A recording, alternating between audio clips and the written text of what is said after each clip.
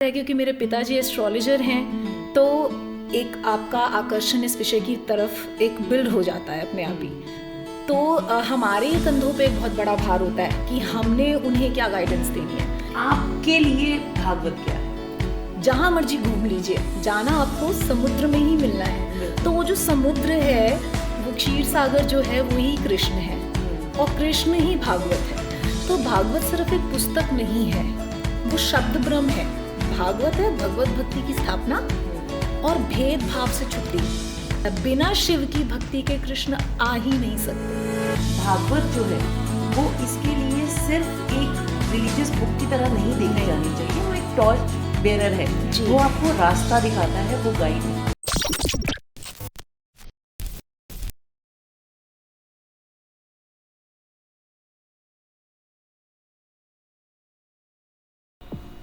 Hello नमस्कार, this is सपना। Radio वाला पॉडकास्ट में आप सभी का स्वागत है। कई बार ऐसा लगता है कि देश और दुनिया भाग रही है, भटक रहा है हमारा यूथ, और इस भटकते यूथ को संभालने की ज़रूरत है। अगर हमारे यूथ में कुछ लोग ऐसे हों जो अच्छे भाव के साथ आगे जाएं और इस देश को संभालने की कोशिश करें, तो उनमें कुछ ही नाम सामने आते हैं, जिनमें से आज मेरे लिए एक बहुत ही ऑनर और प्रिविलेज की बात है कि ऐसे ही यूथ में से एक इंसान मेरे साथ बैठे हैं जिनसे आज मैं बात करने जा रही हूँ। ये हैं वरदा नारायणन जी।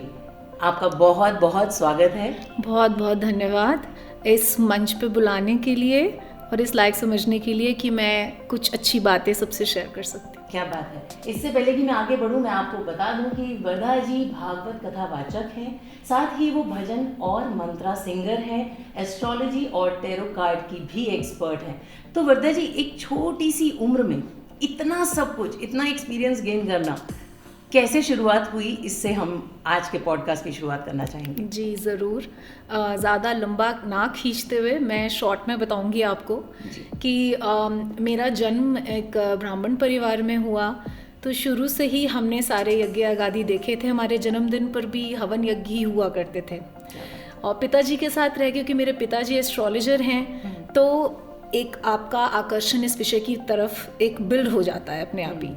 सुनते सुनते उनके साथ ऑफिस जाते जाते सबसे ज़्यादा मैं उन्हीं के साथ रहती थी, तो एस्ट्रोलॉजी में इंटरेस्ट क्रिएट हो गया और श्रुतियों से सुन सुन के आना शुरू हो गया क्लाइंट्स को कैसे देखना है। फिर बाकायदा सीखा भी, एंड धीरे धीरे टैरो की तरफ मैं इस तरफ चली गई कि बीच में मुझे पिताजी ने ही एक गुरु से मिलवाया कि ये टैरो सिखाते हैं।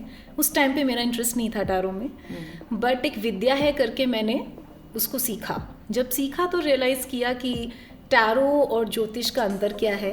तो जैसा मैं कहती हूँ, टैरो ज्ञान कांड मान लीजिए और टैरो भक्ति कांड मान लीजिए, और जो ज्योतिष है वो ज्ञान कांड मान लीजिए। कि ज्योतिष में लॉजिक्स होते हैं, ज्योतिष में नियमावली होती है, रूल्स एंड रेगुलेशंस होते हैं, और जैसे जैसे आपकी क्लास आगे बढ़ती जाएगी कुछ और रूल्स आएंगे जो पुराने रूल्स का खंडन भी करेंगे। तो जब तक आपको अच्छा एक्सपीरियंस नहीं है, किसी गुरु के पास बैठ के आप अच्छे से अध्ययन नहीं कर लेते, तब तक प्रिडिक्शन करना एक बहुत बड़ी बात हो जाती है, because people rely on you. आप जो कह देंगे वो उनके लिए सर्वोपरि होता है। और कुछ लोग इतने भोले भाव से आते हैं कि आपने अगर कह दिया तो वो उनके जीवन का नियम बन जाता है। तो हमारे कंधों पे एक बहुत बड़ा भार होता है कि हमने उन्हें क्या गाइडेंस देनी है। टैरो के अंदर भक्ति भाव, अगर आप अपने इष्ट से जुड़े हुए हैं और जुड़े भी इस तरीके से हुए कि आपको प्यार है उनसे, you love your God, not that कि आपको सारा दिन तपश्चर्या करनी है, लेकिन यू लव योर गॉड, आप उनको जेन्युइनली याद करते हो, उनकी कोई भी एक स्तुति या स्तोत्र रोज करते हो, लेकिन नियमावली से करते हो। जैसे 108 बार जो हम जाप करते हैं, तो हम अपनी नेकेड आई से तो नहीं देख पाते, but there is a aura that is being built around you. एक पूरा चक्र बन जाता है। सो अगर आप नियमावली में, आप भजन भी, जैसे मीरा जी थी, वो भजन में थी, पर वो भजन उनका ऐसा होता था कि निरंतर चलता रहता था, कुछ ना कुछ लिख दिया, प्रभु के प्रेम में ही रही। तो भजन का भी एक ऑरा बन गया था उनका। वो ऑरा जब बिल्ट हो जाता है, वो प्रभु का ही ऑरा होता है जो आपके पास आके बिल्ट होता है, and that is something that protects you and it creates a connection between you and your God. चाहे आप उन्हें कृष्ण कहो, चाहे महादेव कहो, चाहे दुर्गा जी कहो, बट वो समर्पण, वो लॉयल्टी अपने उस इष्ट के प्रति आपकी होनी चाहिए कि मेरे लिए यही है और कोई नहीं है। बिल्कुल। और आपने अपने इष्ट को इतना प्यार दिया कि आपने छोटी ही उम्र में भागवत का हाथ थाम लिया। भागवत ने मेरा हाथ थाम लिया। भागवत एक इतनी बड़ी कृपा है, मैं इसको हमेशा बोलती हूँ ब्रह्मास्त्र है। आप जितने भी, जैसे कहते हैं ना, छोटी छोटी नदियों का पर्यावसान समुद्र में होता है। अल्टीमेटली जहाँ मर्जी घूम लीजिए, जाना आपको समुद्र में ही मिलना है। तो वो जो समुद्र है, वो क्षीर सागर जो है, वो ही कृष्ण है और कृष्ण ही भागवत है। तो उल्लेख आता है जब उद्धव जी चिंतित होते हैं, कृष्ण जी के जाने का समय आता है, तो वो कहते हैं प्रभु आप तो चले जाएंगे, तो आपके जाने के बाद मनुष्य को कौन बताएगा कि क्या सही है क्या गलत है। और मुझे तो मोक्ष की भी इच्छा नहीं है, लेकिन मैं आपसे दूर होने में बहुत घबराता हूँ। मुझे आपकी आदत है, मुझे आपका झूठा खाना, आपके साथ रहना। मैं तो पार कर जाऊँगा इस संसार सागर को आपको याद कर करके, औरों के लिए कैसे होगा? क्योंकि मैंने तो आपको सामने से देखा है ना, तो मेरे तो पास स्मृतियाँ हैं, मैं वो मेमोरीज सोचूंगा and I will come to you. How will these people come over? इनके लिए क्या करना है, इनके लिए भी कुछ करके जाइए। तो वो साक्षात भागवत समुद्र में ही समा जाते हैं। ये भागवत के महात्म्य में आता है, जो पढ़ेगा उसको ये पता होगा, और आज जिन्होंने नहीं पढ़ा उनको भी पता है। तो भागवत सिर्फ एक पुस्तक नहीं है, वो शब्द ब्रह्म है। जैसे सबसे पहले ओमकार का नाद आया, और ओमकार से ही फिर हमारी वाणियाँ आई, जिसे हम कहते हैं वैखरी हो गई, है ना, इस तरीके की डिफरेंट वाणियाँ आई, उससे फिर स्तोत्र बने, वर्णमाला बनी, फिर स्तोत्र बने, और फिर हम प्रभु की कहते हैं वो श्रुतियाँ हो गई, है ना। तो वो ही भागवत जो है वो शब्द ब्रह्म है। तो आप ये लगा लीजिए, जन्म जन्मांतरों के पुण्य जब उदय होते हैं, सिर्फ एक जन्म में भागवत नहीं मिलती। आप एक जन्म में बहुत अच्छे अच्छे कर्म कर लीजिए, बहुत प्यार कर लीजिए भगवान को। कृष्ण जी एक ऐसे एकमात्र भगवान हैं जो आपको निर्गुण बनाते हैं, है ना। उनको है सत्वगुणी, सत्वगुण को यूज करूंगा, फिर तुझे सत्वगुण से भी छुड़ाऊंगा, क्योंकि तुझे मेरे पास आना है, मैं निर्गुण हूँ, तो तुझे मैं निर्गुण करूंगा, फिर तू मेरे पास आएगा। उसके लिए वो जो मेहनत कराते हैं वो जन्म जन्मांतरों की। हमें तो स्मरण नहीं है, कुछों को स्मरण आ जाता है करते करते, स्वप्न के माध्यम से या किसी माध्यम से पता चल जाता है। कुछों को सिद्धियां आ जाती हैं, वो सिद्धियों में ही उलझ जाते हैं। भागवत करेंगे, सिद्धियां आएंगी आपके पास। अगर आप यूज करने लग जाएंगे तो आप उसमें उलझ जाएंगे। तो प्रभु कहते हैं यूज अगर करना है, you want to help others, it's fine, but it will take away your precious time मुझे भजने का, है ना। आप मेरी स्थापना करो। तो भागवत क्या है? भागवत है भगवत भक्ति की स्थापना और भेदभाव से छुट्टी। नहीं ये तो काली माँ है, नहीं ये तो दुर्गा माँ है, नहीं ये तो राधा जी श्रेष्ठ हैं, काली माता श्रेष्ठ हैं, अरे नहीं ये शिव जी का दिन है, ये संतोषी माता का दिन है। उलझ जाते हैं आप। तो आप एक तरफ लॉयल्टी रख के, चाहे वो काली माता को ही अगर पकड़ें, आप अगर लॉयल्टी के साथ, मैं कहती हूँ जंप इन टू इट, आपका एक इष्ट होना चाहिए, उनकी तरफ आप जब जंप करते हो वो आपको सारे एक ही उस समुद्र की तरफ लेके जाते हैं। Ultimately you will land over to Narayan, and that is आपको एक इष्ट बनाना है, और उस इष्ट की भक्ति में वो आपके गुरु बन जाएंगे, बिल्कुल लेकर आपको वहीं आएंगे। तो वही कहते हैं, आप गणेश जी की जन्मों तक आराधना करो, आपको दुर्गा माता की आराधना मिलती है। दुर्गा माता की करो, शिव जी के प्रति प्रेम मिलता है। बिना शिव की भक्ति के कृष्ण आ ही नहीं सकते। तो आप देखेंगे रावण जी ने अपने जीवन भर शिव जी की स्तुति की, मारने उन्हें कौन आए? श्री राम। बिल्कुल। ऐसे ही मैं आपको इतने उदाहरण दे सकती हूँ जो कृष्ण की उपासना करते रहे, लेकिन अंत उनका किसने किया? महादेव ने। वो खुद ही आके बता रहे हैं हम एक है, पर तुम समझ नहीं पा रहे। हम आज भी उलझे हैं कि इतने सारे देवी देवता हैं, हम किसको माने, या किसको माने? एक र्यूमर भी क्रिएट कर रहे हैं, कंफ्यूजन क्रिएट किया जा रहा है हमारे यूथ के अंदर जी। तो मुझे लगता है कि भागवत जो है वो इसके लिए सिर्फ एक रिलीजियस बुक की तरह नहीं देखी जानी चाहिए। वो एक टॉर्च बेरर है, वो आपको रास्ता दिखाता है, वो गाइड है। एब्सोल्यूट। आपके लिए भागवत क्या है?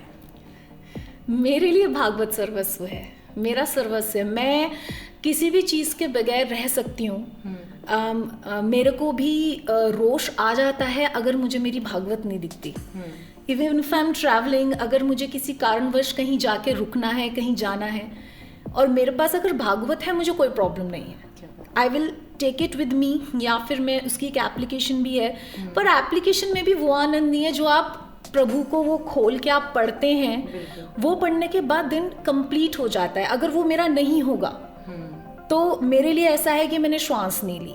और ये सिर्फ मेरी कहानी नहीं है, इसमें मैं ये बिल्कुल नहीं कह रही कि मैं अपनी कोई प्रभुता दिखा रही हूँ। जो भी भागवत की महिमा को जानता है, भागवत से प्रेम करता है, उसके लिए भागवत श्वास है।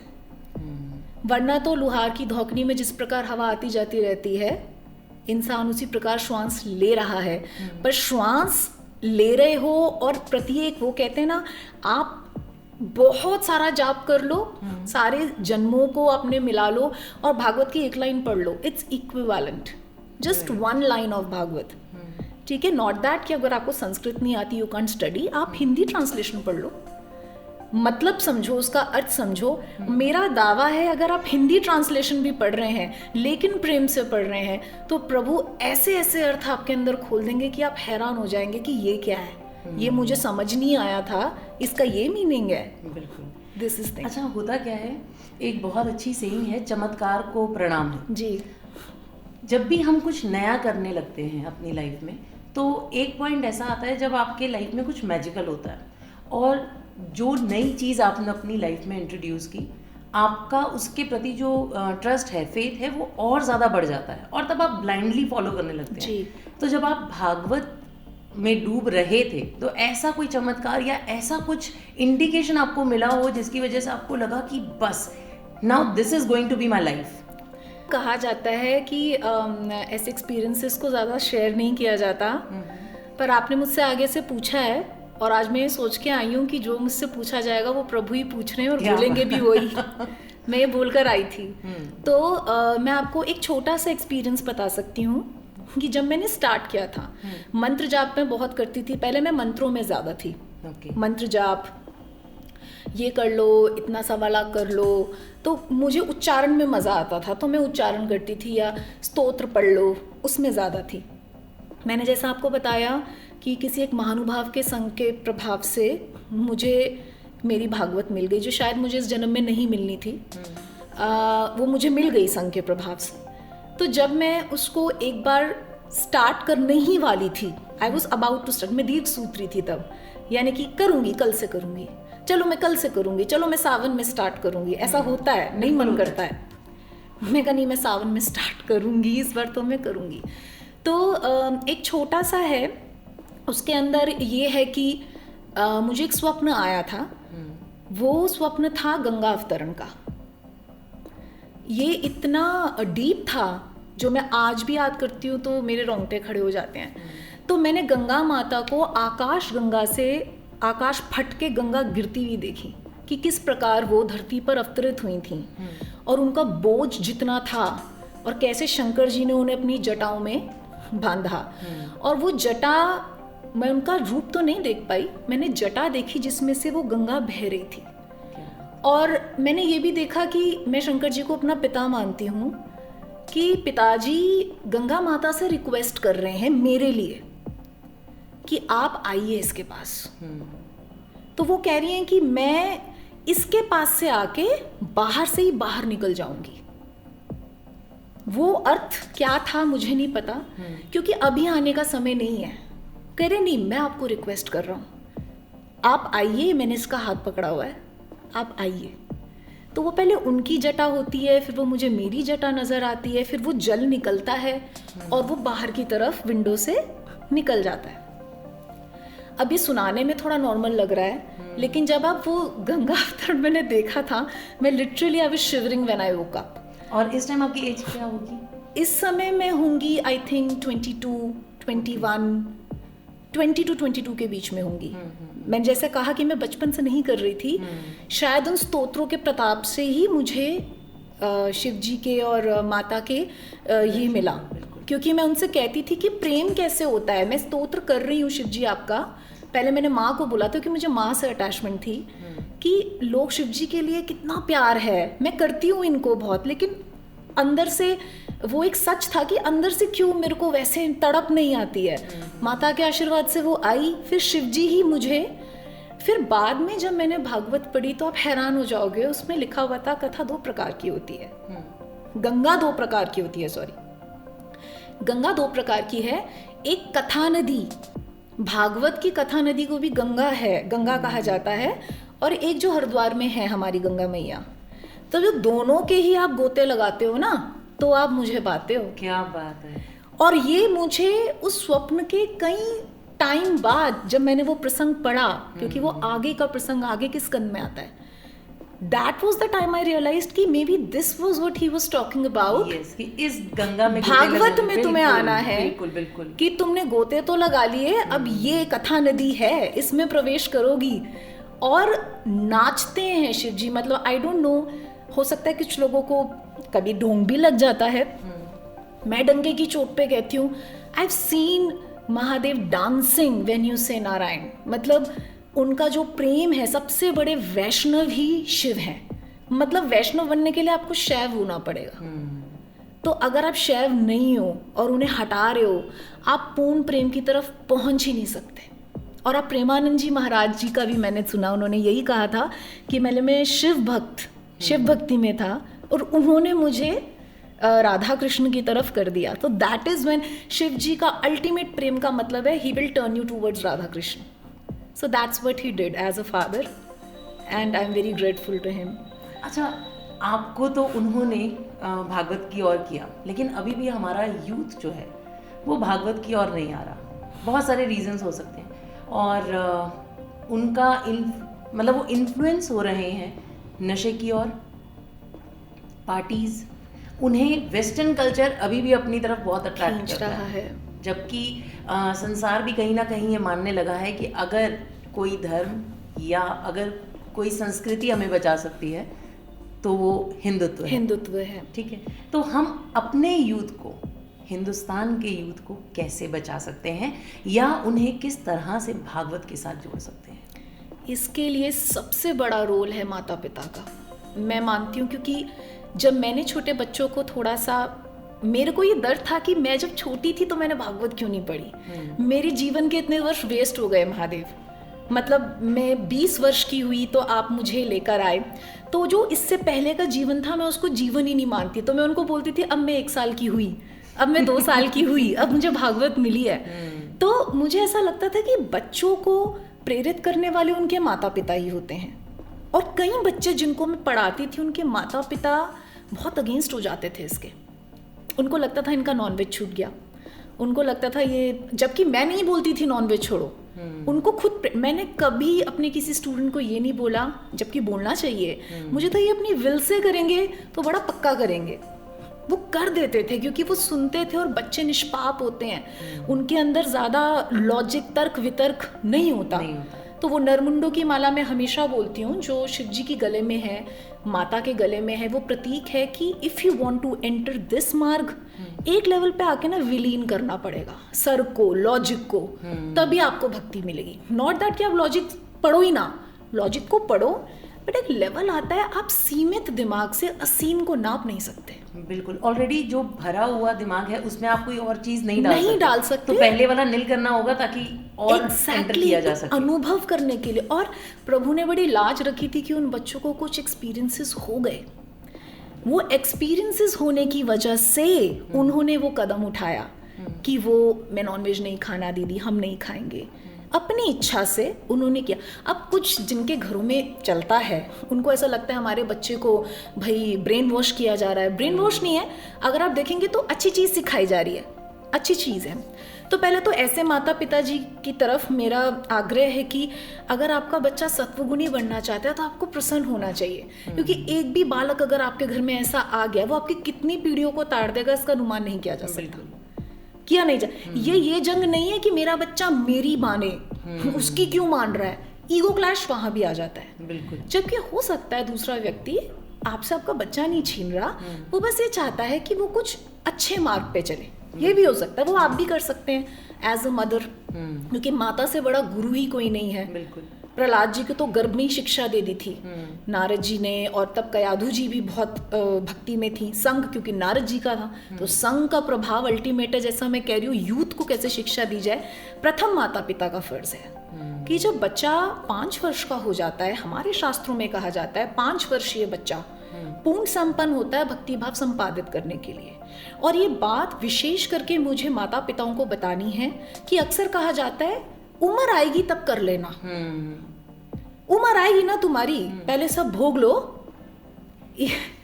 उम्र के भय से बूढ़े लोग अधिकांश भय से, मृत्यु के भय से बचते हैं। अधिकांश मृत्यु का भय जब सर पे होता है तो प्रेम तो प्रवेश कर नहीं सकता। हालांकि अब नाम तो गिरधर का ले रहे हो या अपने शिव का ले रहे हो, लेकिन प्रेम संपादित नहीं हो पाता, तो उससे आपका पूर्ण नाश नहीं होता है पापों का। उसमें कहीं ना कहीं स्वार्थ मिला होता है।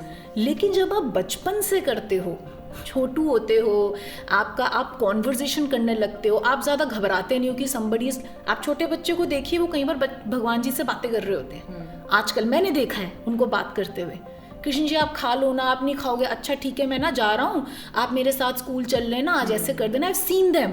वो जो भोला भाव है जिसको लोग पागलपना समझते हैं, एक्चुअली वो बुद्धिमत्ता है। दैट इज बुद्धिमत्ता। व्हेन यू आर बिलीविंग कि एक ऊर्जा है, वो ऊर्जा कृष्ण फॉर्म में मैं देख रहा हूँ, and he is with me, he is with you, he can not come in a bodily form right now, he is gone but he is there.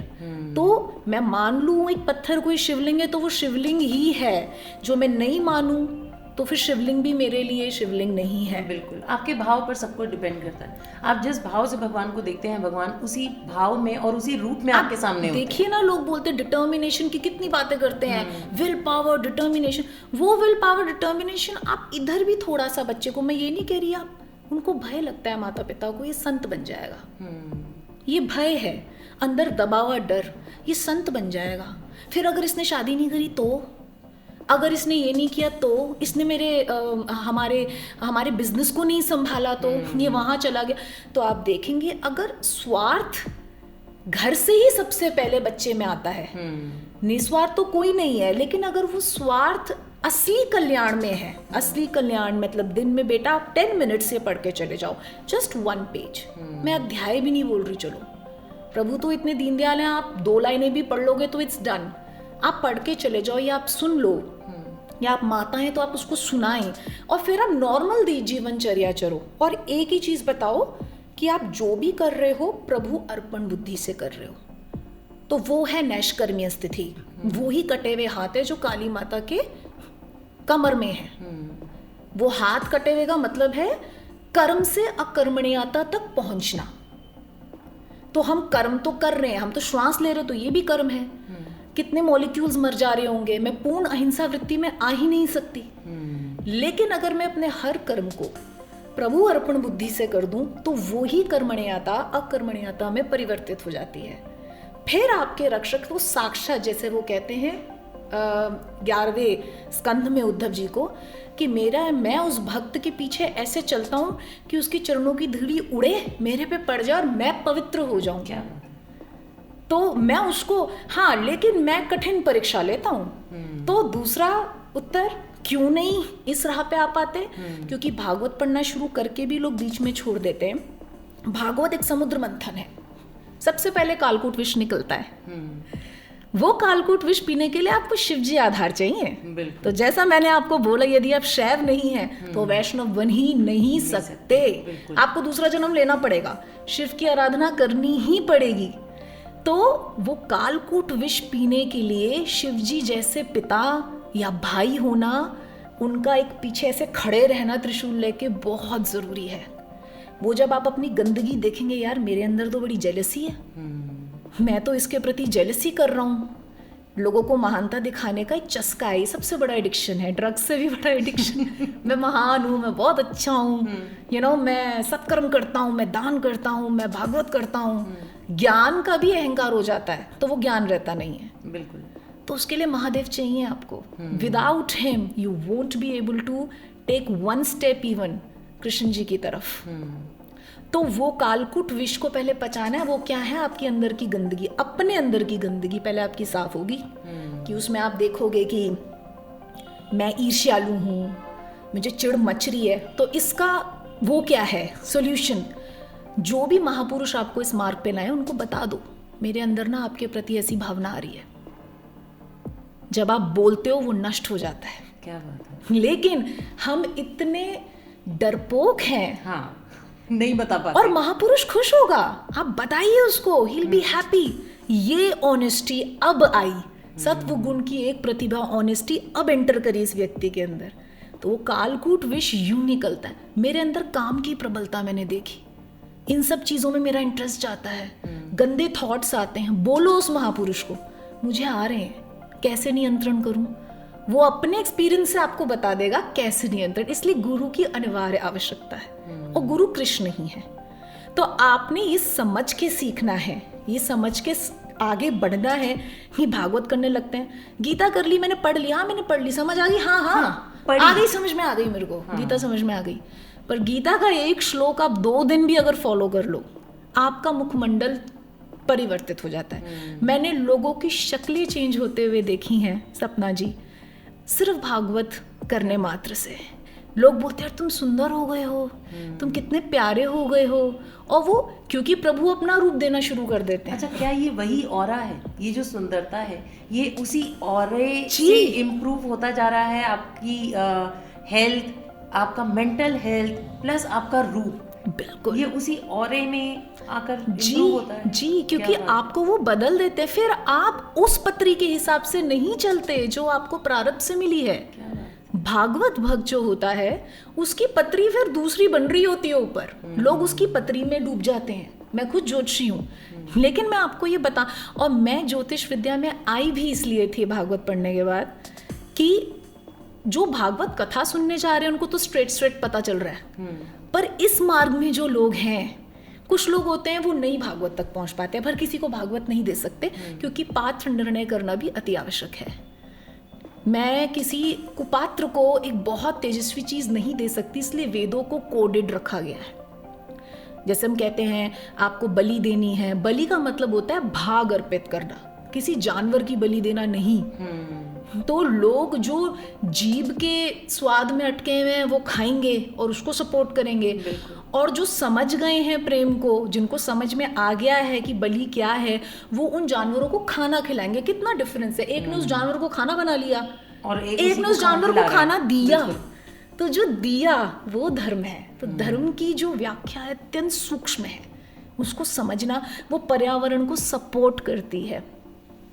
आप वृक्ष लगाइए, हैरान होंगे आप, वो कहते हैं जो, अब कुछ लोग हंसेंगे इस बात को, पर मैं तो वही बोलूंगी जो प्रभु ने लिखा है। क्या लिखा है कि ये जो मच्छर जीव जंतु है अज्ञानी है, ये आपका खून पीने आए ना, मारो मत, इन्हें भगाओ, केवल भगाओ, घर को स्वच्छ रखो, भगाओ, पेड़ पौधे लगाओ। पेड़ों में और पुत्रों में कोई अंतर नहीं है। पेड़ों को सिर्फ लगाकर आ गए तो आपने कोई बहुत कमाल काम नहीं किया।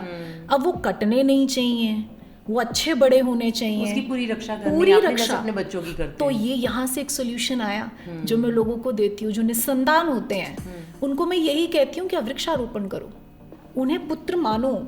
अगर आप दत्तक पुत्र यानी कि किसी को अपना पुत्र मान के नहीं पाल सकते, लोगों में भेद बुद्धि है, ये मेरा खून नहीं है, तो आप वृक्ष को तो कर सकते हो, एक वृक्ष को आप बड़ा करो। कई लोगों के घर में संतानें हुई हैं, पर ये आपका भाव संपादन है, आप किस तरीके से इसको करते हो, क्योंकि प्रभु ने मोहर लगाई हुई है।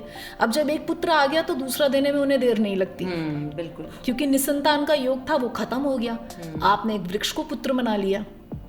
इस तरीके से काम हो गए। तो माता पिता को बच्चों को ये ज्ञान देना, उसके लिए माता पिता को ये ज्ञान होना बहुत जरूरी है। दूसरा आता है संग, बच्चों का संग, उसके लिए बच्चों को सही और गलत के बीच का डिफरेंस पता होना चाहिए।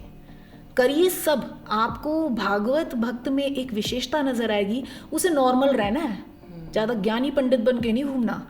पार्टी में भी जाओ, हर जगह जाओ, पर जब आप भागवत कर रहे होगे ना, आप वहां बैठ के भी वहां नहीं हो, ना लोगों को दिखा रहे हो, ना लोगों को पता चल रहा है आपके बारे में ज्यादा, तो आप में अहंकार नहीं आ रहा। हर चीज बड़े प्रोटेक्टेड तरीके से है। आप ड्रिंक मत करो। मे बी आपको देख के कोई दूसरा व्यक्ति भी ड्रिंक करना छोड़ दे। बिल्कुल। तो प्रभाव छोड़ कर आए, बच्चों को यही कहना है, अपना प्रभाव छोड़ कर आओ, प्रभाव लेकर मत आओ। अगर आप ऊपर हो तो आपको गिराना आसान है, जो नीचे है वो नीचे और क्या गिरेगा। बिल्कुल। तो जो नीचे होता है ऊपर वाले को नीचे खींचता है, उस पर आक्षेप करेगा, अरे यार क्या तू प्याज लहसुन नहीं खाता, तू नॉनवेज नहीं खाता, यू डोंट ड्रिंक, कौन से जमाने में जी रहे हो। मुझे भी बोलते थे बहुत लोग। अभी आप किसी नॉनवेज खाने वाले इंसान हाँ के जी। साथ बैठेंगे, वो आपको इतने सारे गुण बताएंगे, कि ये क्यों है, खाना ऐसे चाहिए। है, आपकी फिजिकल हेल्थ के लिए आपको प्रोटीन मिलता है। हाँ। मतलब आपके पास लॉजिक्स की लाइन लॉजिक्स की लाइन है आपके पास। तो वही मैं कह रही हूँ, जो इंसान मानना चाहता है ना, वो वेदों में यही है। इसीलिए कहते हैं गुरु की अनिवार्य आवश्यकता, क्योंकि वेदों को इस रीति से लिखा गया है कि उसका आप अपने हिसाब से अनुवाद कर सकते हो। इसलिए भक्ति होनी जरूरी क्यों है? जब तक भक्ति नहीं होगी आपके अंदर गूढ़ रहस्य खुलेंगे ही नहीं। वो खोलने वाले कृष्णम वंदे जगत गुरुम वो ही खोलते हैं। मे बी यू स्टार्ट संघ के प्रभाव से, बट वो जो गूढ़ रहस्य हैं वो ओपन ही तब होंगे जब वो चाहेंगे।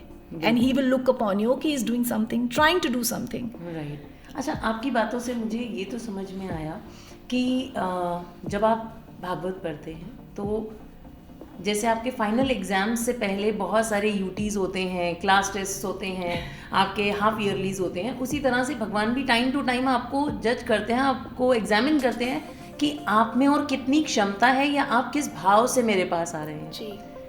क्या ये भी एक रीज़न है कि हमारा यूथ जो है वो डरपोक है, वो डर जाता है जी। और वो क्विट कर लेता है कि नहीं ये मैं नहीं कर सकता यार, यहाँ तो इतने टेस्ट, मैं वो टेस्ट निपटाऊँ या मैं ये टेस्ट उल्टा ले जाते हैं। देखिए इसी को कहते हैं माया भी तो खेलेगी।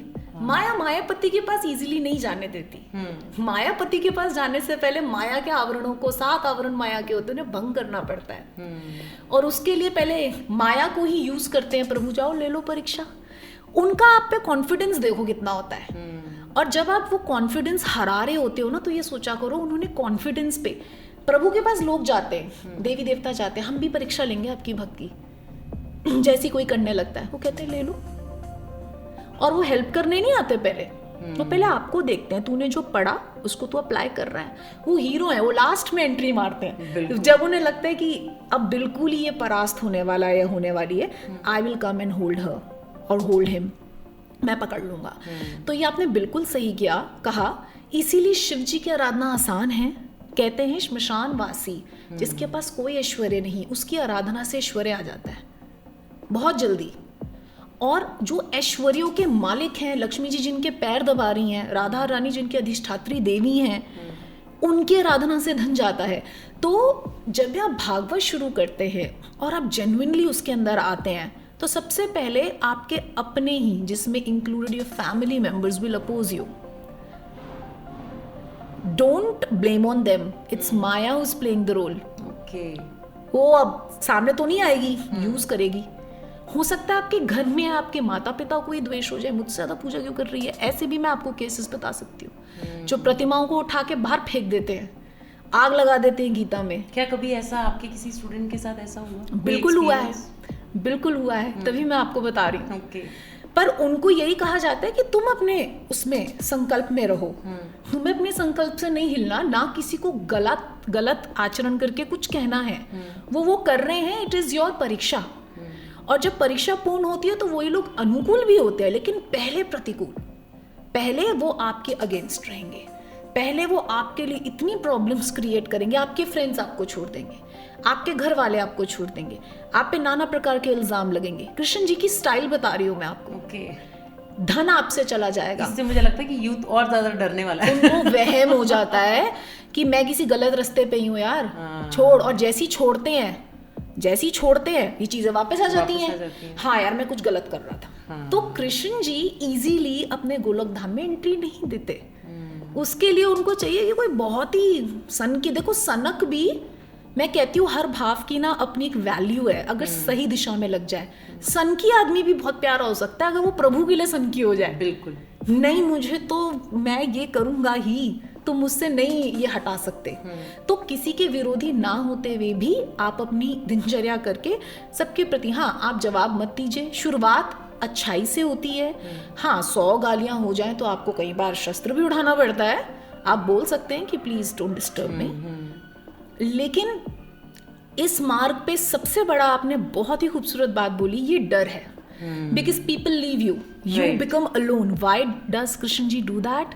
ताकि आपका पूरा का पूरा लॉयल्टी एंड फेथ पूरी रूप से उन्हीं में चला जाए। फिर कहते हो अब मैं तेरा सारथी बनता हूँ, अब बनूंगा मैं तेरा सारथी, चल मैं तेरे को चलाता हूँ, तेरे को युद्ध भी जितवाऊंगा और तुझे शासन भी कराऊंगा, लेकिन पहले अकेले रहना सीखो। क्योंकि मनुष्य का सबसे बड़ा भय है कि मैं अकेला ना रह जाऊं। बिल्कुल। तो जब वो ये समझ जाता है कि मैं अकेले रह के भी अकेले नहीं हूँ, मेरे कृष्ण मेरे साथ हैं, तो उसे मृत्यु से भय चला जाता है। तो जितने भी भक्त असली होंगे वो तो कहते हैं प्रभु जल्दी लेके जाओ ना, प्लीज कम सून। आप मानसिक स्थिति देखिए कितनी डिफरेंट है। एक कह रहे हैं मुझे लंबी उम्र दो, लंबिया उम्र हून आशीर्वाद बिल्कुल है ना। एक कह रहे हैं इतनी लंबी उम्र लेके मैं क्या करूंगा, मन ही मन मुझे जल्दी जाना है प्रभु के पास। भाई जो भी मेरे वो है ऋण है आप फटाफट चुट्टा करो। अच्छा ये भी है because this is gonna be your last जन्म नाउ, इट वॉजंट। बट जैसा मैंने कहा किसी संत के समागम से भी आखिरी जन्म हो रहा है, कि संत ने अगर बोल दिया मुझे इस व्यक्ति से प्रेम है प्रभु, मीराबाई बोल के गई थी, ये मेरी अनुचरी मेरे साथ रही है, मैं जहां जाऊंगी वहीं आएगी, तो उनको भी जल समाधि करके वो अपने धाम लेके गए।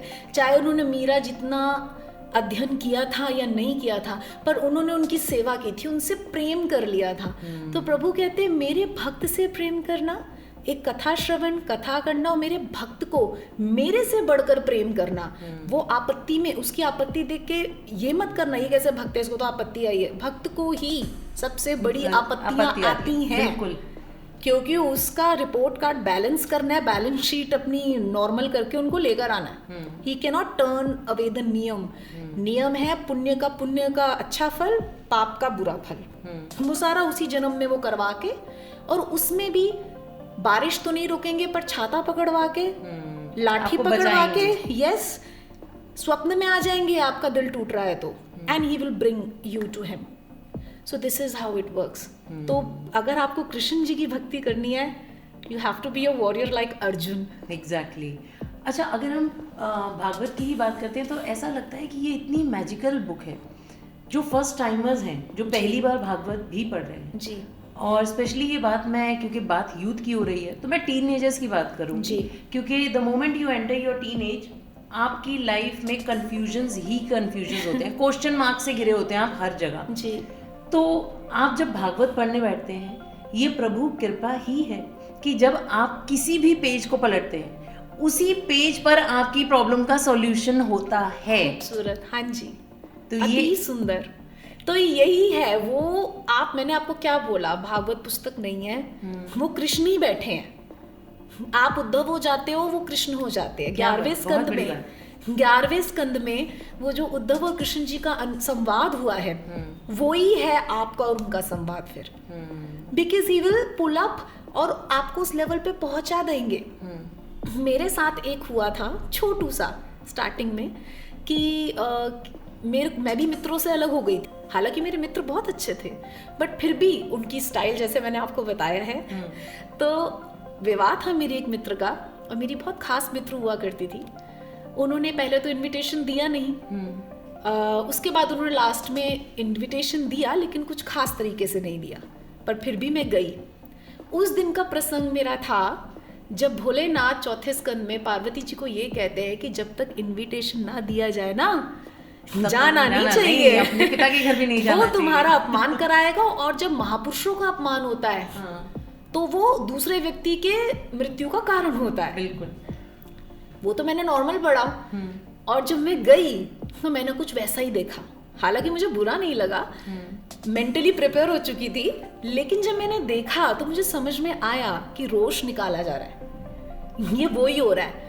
तो इनवाइट तो किया, लेकिन इनवाइट उसी रीति से किया था कि मत आना, मैं एक फॉर्मेलिटी मेरे को ये था, मेरी मित्र है तो एक फर्ज मुझे निभाना, और उसको नहीं पता मेरे जीवन में क्या चल रहा है, उसकी गलती नहीं है, उसको नहीं पता मेरे जीवन में क्या चल रहा है। लेकिन मैं गई और मैंने वो प्रत्यक्ष अनुभव, और ऐसी कई सारी चीजें थी जो जीवन में घटित हुई छोटे छोटे इंसिडेंट्स जो आपको ऐसा लगता है कि सेव्ड, बचा लिया। बिल्कुल। कई बार रोड पर भी ऐसे ही होता है जी कि हाँ। आप अगर अच्छे कर्म करते हैं, देखिए वो कहाँ आकर आपके आगे हाथ रख लेते हैं। मैं अपने बच्चों को भी हमेशा यही सिखाती हूँ कि जब आप अच्छे कर्म करते हैं, ये सोचकर मत कीजिएगा कि इंस्टेंट आपको फल मिलेगा उसका। जी। कई बार ऐसा होता है, आप रोड पे चल रहे हैं, एक्सीडेंट होने वाला है और अचानक या तो वो जो गाड़ी चला रहे हैं ड्राइवर, वो अपना एकदम से रास्ता चेंज कर लेंगे, या फिर आप अपने आप को बचा लेंगे। लेकिन अगर आप थोड़ा सा गौर करके देखें तो वो भगवान ने आपके आगे हाथ रखा, वो आपको बचा रहा है। तो आपके अच्छे कर्म, आपकी भक्ति यहाँ आपको आकर बचा लेती है। बस, तो फिर ऐसे ही जैसे आपने भी बोला ना, ऐसे ही माता पिता की आवश्यकता है और संग बच्चों का करेक्ट करने की बहुत ज़रूरत है। They should know, and how will they know? By dos and don'ts हम शुरू होते हैं। Exactly. फिर परमार्थ निरूपण आता है लास्ट में। जब आप एक लेवल पे पहुंच जाते हो तो डूज एंड डोंट से ही आपको हटा दिया जाता है। दैट इज बिकमिंग निर्गुण। लेकिन एकदम निर्गुण नहीं हो सकते। पहले आपको पता तो हो कि ये चीज सही है, ये चीज गलत है, और वो लोक रीति के हिसाब से नहीं, प्रभु के हिसाब से, वेदव्यास जी के हिसाब से। इफ यू फॉलो दैट तो एंड में आप विजयी हो सकता है कि थोड़े समय के लिए आपको कष्ट आए, पर आपको दबा नहीं पाएगा कोई, क्योंकि भक्त का तिरस्कार करना प्रभु से बर्दाश्त नहीं होता। वो उसकी ध्वजा लहराते ही हैं, पर उसको कोई लेसन सिखाते हैं। एंड फॉर एग्जाम्पल किसी भक्त ने वो लेसन नहीं सीखा तो वो बड़े संकट में उसके सामने सिचुएशन लेकर आएंगे। बट फर्स्ट लर्न दिस, तभी मैं तुम्हें यस अच्छा, आज की डेट में हमारा जो यूथ है या आजकल के लोगों के बिजी स्केड्यूल में इतना टाइम नहीं है कि आप इतना सब कुछ पढ़ें जी। तो क्या भगवत गीता का एक महात्म जो हम अगर डेली भी पढ़ते हैं जी, या फिर कोई ऐसा मंत्र जो हम डेली जपते हैं तो हमें वो जो फल की हम इच्छा रखते हैं, क्योंकि इंसान है, फल की इच्छा से हम परे जा ही नहीं सकते, तो क्या हमारी ये सारी मनोकामनाएं या हमारी जो भक्ति है उसका फल हमें मिलता है? कोई ऐसा मंत्र या महात्मा? देखिए, आप मांग कुछ भी सकते हैं भगवान से और सब मिल जाता है। तपस्या से सृष्टि रचना हुई है, क्योंकि तपस्या आधार थी तो ब्रह्मा जी ने सृष्टि रची। वो सृष्टि रच गए तो आप तो बहुत कुछ रच सकते हैं। बिल्कुल। तो तपस्या से आप कुछ चाहते हैं, ऑफ कोर्स, जिसमें किसी और का विनाश इंक्लूडेड ना हो। बिकॉज आजकल मैं बहुत क्लाइंट्स देख रही हूँ जिसमें काला जादू, नाना प्रकार की चीज़ें, ज़बरदस्ती का किसी को अपने वश में करना और लोगों का वशीकरण मंत्र देना, तो ये सब चीज़ें मेरी समझ से थोड़ी बाहर रहती हैं। तो किसी का अहित ना हो, आप अपना हित देख रहे हैं, इट्स फाइन। और मंत्र सारे ही मिराक्युलस हैं। मैं आपको बोलूँ नहीं, सिर्फ एक मंत्र मैं आपको बता रही हूँ ये मिराक्युलस है, तो ये मिथ्या भाषण है।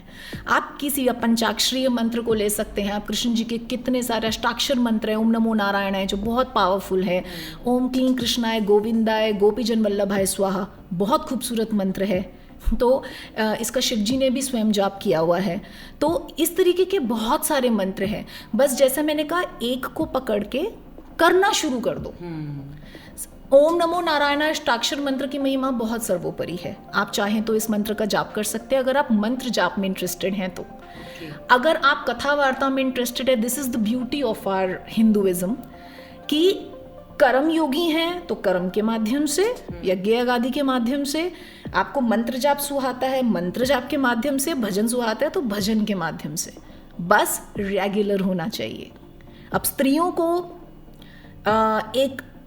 एक बवंडर में कई बार फंसा दिया जाता है। 5-6 डेज आप नहीं कर सकते। बिल्कुल। तो वो रेगुलरिटी बन तो आप मुझे ये बताओ, फिर आप कैसे पहुंचोगे वहाँ? औरत तो टूट रहा है, मन ही मन कर लीजिए। आपको पूजा से वंचित नहीं किया है। उस समय आपकी ऊर्जा का फ्लो बाहरगामी होता है, और जब हम पूजा करते हैं तो ऊर्जा अंदर की तरफ आती है। हम ऊर्जा रिलीज कर रहे होते हैं। तो हमसे कहा जाता है, जब हमें रिलीज ही करना है, नेचर रिलीज करवाना चाह रही है, तो आप इनटेक क्यों कर रहे हैं? That is time to release the urja. But when you are into bhakti marg, तो आप बिल्कुल कर सकते हैं। आप जोत मत जगाइए, ये तो मानसिक कंडीशन है। बिल्कुल, आपकी कंडीशनिंग है, आपको जैसे सिखा दिया गया है, तो वो सब सही है अपनी जगह। मना किया जाता है क्योंकि ऊर्जा बहिर्गामी है। जब बहिर्गामी हो रही है, आपके नीचे के चक्र एक्टिवेटेड हैं, तब आप हृदय तल के चक्र पे अगर कुछ करेंगे तो वो बैलेंस खराब हो जाता है बॉडी में। तो वो उनकी भलाई के लिए कहा गया है। लेकिन अगर आप प्रेम में, अगेन मैं ये कहती हूँ, वी स्टार्ट विद नियमावली, then comes the times we leave नियमावली। तो मेरा साधक ऐसा होता है जो उल्लंघन की वजह से नहीं, बालपन में नियमों को फॉलो नहीं करता। बिल्कुल। वो मेरे अंदर इतना होता है कि शिव जी को ये वाले फूल नहीं चढ़ने चाहिए, उसको समझ ही नहीं है, उसको प्यार आ रहा है, उसको फूल दिखे उसने चढ़ा दिए, शिव जी ने ले लिया। और वो किरात का आता है कि उसने मांस चढ़ा दिया कृष्ण शिव जी को, तो शिव जी इज नॉट प्रमोटिंग मांस भक्षण, उसकी जीविका ही शिकार थी, उसने अपनी जीविका चढ़ा दी शिव जी को, वो उस भाव से खुश हुए। तो ये सारा भावों का खेल है, भाव बवंडर बना देते हैं। मन की जैसी गति होती है, जैसी मति होती है, सॉरी, वैसी ही आपकी गति हो जाती है। बिल्कुल। तो वो 5 days भी आप अपना मानसिक कर सकते हैं। You can cry for your God, you can talk to him, आप मनी मन जाप कर सकते हैं। अगर इतना मीन करता है और ये चीज़ आपको बांधती है तो आप तब भी करें, मनी मन कर लीजिए, but don't stop. Right, don't stop, चलते रहिए। अब रुक जाएंगे ना बहुत स्लो, वैसे ही जीवन लगता है आपको बहुत बड़ा, होता बहुत स्लो है, ऐसे ऐसे ऐसे ऐसे निकल जाता है, बिल्कुल नहीं पता चलता। तो स्त्रियों का परिपक्व रहना, 3 generations को उतारना है। तो स्त्रियों से तो विशेष आग्रह है कि उनको तो जरूर करना चाहिए। बिल्कुल, जैसे कहते हैं कि औरत को, एक लड़की को ज़रूर पढ़ाना चाहिए। उसका रीज़न ये नहीं है कि हम चाहते हैं कि बेटियां आगे काम करें तो घर में कमाई आए, बल्कि उसका रीज़न ये है कि अगर आप एक बेटी को पढ़ाते हैं तो आप 2 पूरे परिवारों को पढ़ा रहे हैं। जी, बहुत एटलीस्ट माँ अगर ये बात समझती है तो आगे अपने बच्चों को भी सिखा सकती है। अच्छा, एक चीज़ मेरे मन में हमेशा आती है कि अब अगर हम लैंग्वेज देखें या फिर हम अगर देखें कि अपग्रेडेशन की तरफ हम बहुत आगे बढ़ चुके हैं, चीज़ें बहुत बदल चुकी हैं, तो क्या कहीं ना कहीं हमारी जो भी ग्रंथ है उनकी लैंग्वेज को इतना नॉर्मल या इतना सरल नहीं करना चाहिए ताकि उसे पढ़ने में डिफ़िकल्टी ना हो? क्योंकि अक्सर ये कंप्लेन आती है कि पढ़ें क्या, हमें आधी चीजें समझ नहीं आती। उसमें संस्कृत है, उसमें शब्दावली इतनी ज्यादा टफ है कि वो नहीं आपके ऊपर से निकल जाती है। तो क्या ऐसा नहीं होना चाहिए कि उसे इतना सरल बना दिया जाए हमारे बच्चों के लिए कि वो इजीली इसका पाठन कर सकें? हाँ, इसके 2 उत्तर दूंगी मैं आपको। जी, पहला आप ही का उत्तर लूंगी मैं। बिल्कुल ऐसा होना चाहिए। स्पेसिफिकली जिस तरीके से एजुकेशन सिस्टम अब इवॉल्व हो गया है, पहले तो चलो हम फिर भी राइटिंग पे फोकस करते थे बच्चों की, आजकल देयर आर स्कूल्स जो राइटिंग पे भी फोकस नहीं करते। वो कहते हैं आगे तो टाइपिंग का जमाना है, राइटिंग करके क्या करेंगे। तो बेसिक से विहीन कर रहे हैं अल्ट्रा इंटेलिजेंट बनाने के लिए, टेक्निक्स को, मशीन्स को चलाने के लिए। लेकिन कभी मशीन्स काम नहीं आई तो वो बच्चे क्या करेंगे, इस पे फोकस नहीं होता। ठीक है, तो वही मैंने बोला, आप जब भी आधार हर विषय में, इस क्वेश्चन में भी अगर शिव और कृष्ण को ले लेंगे तो आपको मजा आएगा। द मोर बेसिक, क्योंकि सबसे ज्यादा असाधारण है साधारण रहना, सबसे ज्यादा असाधारण। आप साधारण कुछ समय तक रह सकते हैं, है ना, उसके बाद आप बोलेंगे यार क्या है, मजा नहीं आ रहा। तो साधारण चीजें चलिए विलुप्त हो रही है, मैं एजुकेशन सिस्टम को तो अपने हिसाब से नहीं चला सकती। आप ऑफ कोर्स जो न्यू चीजें आ रही हैं बच्चों को उसका ज्ञान होना भी जरूरी है, क्योंकि उनको आगे अर्न भी करना है, उनको बहुत कुछ करना है ना। सारे लोग टोटली इनटू भक्ति नहीं हो सकते, थोड़ा समय दे सकते हैं। तो जैसा आपने कहा, इसको सिंप्लीफाई करने की रीतियां होनी चाहिए, और कई लेखक है जो इस पे काम कर रहे हैं, कई लेखक इस पे काम कर रहे हैं, लिख रहे हैं। मैं मिली भी हूँ उनसे, मुझे नाम स्मरण नहीं है, पर मैं उन संत विशेषों से मिली हुई हूँ, क्योंकि मैं सम्मेलन में मिली थी। हुआ ट्राइंग कि हम अपनी थीसिस के माध्यम से भी रामायण को या भागवत को एक सिंपल लैंग्वेज में बोलें।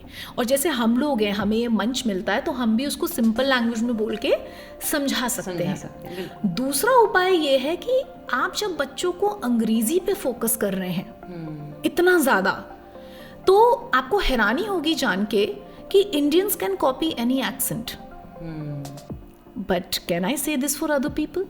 No, there is a very strong reason. हमारी वर्णमाला त थ द ध न, आगे से पीछे की तरफ हम जा रहे हैं। हम अपनी जीभ के, अपने मुख के हर एरिया को एक्टिवेट रखते हैं। ये हमारे ब्रह्मा जी की, ऋषि मुनियों की देन है। ये उनके पास ABCD है, उनके पास अपनी वर्णमाला है। लेकिन जब तक आप ये नहीं पढ़ेंगे उसमें भी मैंने कई इंडियंस को देखा है जो स को श बोल देते हैं, श को स बोल देते हैं। अरे there is a huge difference and you must tell. अगर आप कहते हैं ना एक चीज गलत बहुत समय से चलती आ रही है तो उसका प्रचार नहीं, उसका खंडन किया जाना चाहिए। जैसे कृष्ण ने गोवर्धन पूजा लाई, इंद्र यज्ञ बंद करवा दिया, उन्होंने वहां भी पर्यावरण को प्रेस किया, गौओं को, पहाड़ों को, वृक्षों को मैं सम्मान दूंगा, जब मैं दूंगा तो और भी देंगे। ये इंद्र भगवान की तो चलो पूजा हुई रही है, उसके बहुत सारे रीजन है कि अहंकार भी भंग करना था उनका। लेकिन कोई एक प्रथा अगर चलते चलते विमूढ़ हो गई है तो उसको खंडन करने की भी क्षमता हम में होनी चाहिए। बिल्कुल। तो सबसे पहले बच्चे को इंग्लिश भी अगर अच्छी सिखानी है ना तो पहले अपनी वर्णमाला सिखा दो। अगर वो शुद्ध है और उसकी हिंदी पे कमांड बढ़िया है तो इंग्लिश तो वो बड़े आराम से कर लेगा, इसमें कोई संदेह नहीं है। आप इंग्लिश पे जितनी मेहनत कर रहे हैं हिंदी पे भी कीजिए। पढ़ते पढ़ते आप हैरान होंगे, जब प्रेम भाव संपादित हो जाता है तो कई बार जिन अक्षरों का आपको अर्थ नहीं पता होता ना वो भी अर्थ समझ में आ जाता है, उसका भाव समझ में आ जाता है जी। तो वो आप समझ गए, तो वो वही है, वो कृष्ण जी अंदर बता रहे हैं इसका ये अर्थ है, इसका ये अर्थ है। तो आते हैं मेरे पास कई क्लाइंट्स जिनमें से कुछ मुझे लगते हैं कि ये कर सकते हैं। उनका सेम क्वेश्चन था, मैम समझ तो आता नहीं है। मैं क्या करते रहो, क्योंकि मैं तो भागवत को नहीं लिख सकती दोबारा से, मेरे पास टाइम नहीं है। आप आके मेरे से पढ़ सकते हो, बट फिर उसमें रोज रोज आना, उनकी भी गृहस्थी है माताओं की, वो कैसे आएंगी, या लड़कों को ऑफिस जाना है वो कैसे करेंगे। So keep reading it with love. And सबसे अच्छा भाव ये होता है व्हेन एवर यू रीड। और जैसे आपने पूछा था कि भाई फल तो चाहिए सबको, आप मांगो पर अपनी एक पूजा ऐसी रखो जो निष्काम हो, क्योंकि वो ही आपको सार्थक कर सकती है। आप एक चीज मांग लो, मुझे ये चाहिए, फिर एक पूजा साइड में ऐसी करो जो मैं अपने क्लाइंट्स को बताती हूँ, क्योंकि ज्योतिष के अंदर जितने मेरे पास क्लाइंट्स आते हैं वो यहाँ तक नहीं आते हैं, उनको लाने के लिए भी प्रिपरेशन करनी पड़ती है। तो मेरा उद्देश्य ये होता है कि इन लोगों को भी यहीं पे लेकर आना है, ताकि उसके बाद उनको हमारी जरूरत ना पड़े, नॉट दैट कि उनको बार बार हमें कॉल करना पड़े। जब अल्टीमेट अस्त्र मिल जाएगा तो जरूरत नहीं है, वो भागवत भी कर रहे हैं या वो गीता भी, अगर रामायण भी कर रहे हैं, रामायण भी उतना ही पावरफुल है, उतना ही खूबसूरत है। अगर वो उसको लगातार कर रहे हैं then there is no need, because और ऐसा हुआ है जो बहुत कर्म जड़ थे, वहमी थे, मैम ये कर लूँ, कितने बजे करूँ, मुहूर्त कितने समय का है, अब उनका फोन नहीं आता। कभी कभार ग्रीट करने के लिए, मैम थैंक यू, बहुत अच्छा चल रहा है, कोई टेंशन नहीं होती, आराम से हो रहा है मैम, सब हो रहा है, चेंज हो गया। वो मैंने थोड़ी किया, उनकी मेहनत ने ही किया, कर पाए ना वो रूपांतरण। तो या तो आप अपने बच्चों को अपनी वर्णमाला पे फोकस जरूर करना चाहिए, इंग्लिश उनकी डेफिनेटली बहुत अच्छी रहेगी, आप चिंता मत कीजिए। और एक गूढ़ रहस्य इस वर्णमाला का, इन हिंदी के क्लिष्ट शब्दों का, हमारे संस्कृत के शब्दों का, आप हैरान होंगे। हिंदी में कोई किसी को कुत्ता बोले और मैं संस्कृत में किसी को कुकुरह बोलूं तो इम्पैक्ट चेंज हो जाएगा। बिल्कुल। तो डिसेंसी भी आ जाती है। तो बहुत ही खूबसूरत सी लैंग्वेज है जी। बाहर हमारी संस्कृत को इतना ज्यादा प्रेफरेंस मिल रहा है, बहुत और हम मिल रहा है, भारतीय होकर अपनी ही लैंग्वेज को धीरे धीरे दूर करते जा रहे हैं अपने आप से। अच्छा, मुझे ऐसा लगता है कि जब आप पढ़ना शुरू करते हैं या देखना शुरू करते हैं तो बहुत सारे किस्से, बहुत सारी कहानियों के थ्रू भगवान ने हमें बताया क्या सही है और क्या गलत है। और कलयुग में आकर बहुत सारी चीज़ें ऐसी हैं जो कि अब क्लियर होती हुई दिख रही हैं। हाँ, शायद ये स्टोरी इसलिए थी, जिसमें एक स्टोरी जो मैंने अभी recently I went through, the story was Shishupal वध जी। उसमें बहुत सारी चीज़ें भगवान ने हमें समझाने की कोशिश की, अगर हम समझना चाहें तो एक ऐसी चीज़ जो आपको समझ में आई और आज आप समझाना चाहें। ये शिशुपाल वध का आपको पता ही है, उनके रिश्तेदार थे जी, हम सबके रिश्तेदार होते हैं, और रिश्तेदारों से सबसे ज़्यादा आप सुनते भी हैं। बिल्कुल। तो स्ट्रेंजर से सुनना एक अनदर थिंग है। यूजुअली स्ट्रेंजर से आपको लव और रिस्पेक्ट ज़्यादा मिल जाती है, दैट्स व्हाट आई फील। तो खैर हम टॉपिक पे वापस आते हैं। तो शिशुपाल वध में वो यही बता रहे हैं, देखिए द्वेष और ईर्ष्या आपको आंख होते हुए अंधा बना देती है। तो आंखों का अंधा धृतराष्ट्र, आंखों का अंधा शिशुपाल, ये आंखों वाले अंधे थे। अब धृतराष्ट्र को हमने कह दिया कि उनको नजर नहीं आता, उनको तो पहले ही बोल दिया था कि ये बहुत ही मोह में ग्रस्त व्यक्ति है। कोडेड लैंग्वेज अगेन, इतना मोह में ग्रस्त आदमी है कि इनको अपने पुत्रों के अलावा कुछ सूझता ही नहीं, कुछ दिखाई नहीं उनको ये भी स्मरण नहीं रहा कि जिस पांडु जी ने मुझे राज्य दे दिया, मेरे भाई ने, क्योंकि राजा को अंधा नहीं होना चाहिए, अगर वो अंधा होगा तो बहुत चीजें नहीं देख पाएगा। एक रूल रेगुलेशन थी जो गलत भी नहीं है, क्योंकि आपको दूसरों पे आधारित रहना पड़ेगा, और दूसरे आपको गलत सिचुएशन देंगे तो आप गए, आप न्याय नहीं कर पाएंगे। तो इसीलिए पांडु जी को बना दिया था। अब पांडु जी ने आपको अपना राज्य दे दिया, आप उस आभार को भी भूल गए, तो आप ऋणी नहीं रहे। तो मैं हमेशा कहती हूँ, इट्स नॉट अबाउट किसी ने 1 करोड़ की मदद करी या किसी ने 100 रुपए की मदद करी। उस समय जब तुम्हारे पास कुछ नहीं था और वो 100 रुपए के तुम्हारे पास एक संजीवनी बूटी आनी थी, कोई मेडिसिन आनी थी, तो वो वाली मदद को आप कंपेयर ही नहीं कर सकते हो। चाहे आप उसको लाख रुपए बाद में दे दो, आपके पास 10 लाख हो, वो ऋण कभी नहीं जाएगा। और वो एक ही तरीके से जा सकता है जब आप हमेशा इस भावना में रहे कि नहीं यार, he helped me, that person is important, मैं उऋण नहीं हो सकता, है ना। तो शिशुपाल और धृतराष्ट्र में ज्यादा अंतर नहीं था। शिशुपाल का ये था, शिशुपाल के अंदर जेलेसी तो थी ही थी, घृणा भी आ गई थी कृष्ण के प्रति, क्योंकि उसको एक तो वो पार्षद थे, पूर्व जन्मों के श्रापित थे, एक तो ये कहानी थी, तो वो वैर भाव से प्रभु को प्राप्त हुए। दूसरा उनको ये हो गया कि भाई हर जगह अड़ंगी मार देते हैं बिल्कुल हैं, शादी कर रहा हूँ तो अड़ंगी मार दी, कुछ कर रहा हूँ तो अड़ंगी मार दी, पता नहीं क्या प्रॉब्लम है। अब प्रभु उनके साथ खेल रहे हैं, उन्हें नचा रहे हैं, उन्हें समझ तो आ नहीं रहा कि मैं तो और तेरे को उभारूंगा। एक पाप कर्म और पाप कर्म करवाता है, एक अच्छा कर्म और अच्छा कर्म करवाता है, जल्दी जल्दी घड़ा भर रहे थे। अब महापुरुषों का अपमान जैसा सगन्य अपराध, कहते हैं कि अगर आप महापुरुषों की निंदा सुन लें तो आपने अब तक जितना भी जब तब किया है वो सब खत्म। बिल्कुल। तो 2 ही ऑप्शन है, ये सती माता बता के गई है अपने पूर्व जन्म में, माता पार्वती, कि या तो उस बकवाद करने वाली जिव्या को काट दो, तुम्हारे पास अधिकार हो तो उसे मार दो, हम ऐसा नहीं कर सकते अभी, या तो उठो और वहां से चले जाओ, यू कांट हियर इट। अगर कोई महापुरुष है, कोई ज्ञानी है, और वो उसकी धन संपत्ति से नहीं, उसकी ज्ञान संपत्ति से, उसके ब्रह्मचर्य से, उसके चरित्रवान होने से, अगर कोई ज्ञानी है, आप उसकी निंदा नहीं श्रवण कर सकते, भले ही आपके माता पिता क्यों ना सामने खड़े हों। सती माता के सामने उनके पिता ही थे, बिल्कुल, और दक्ष प्रजापति के पद पे थे।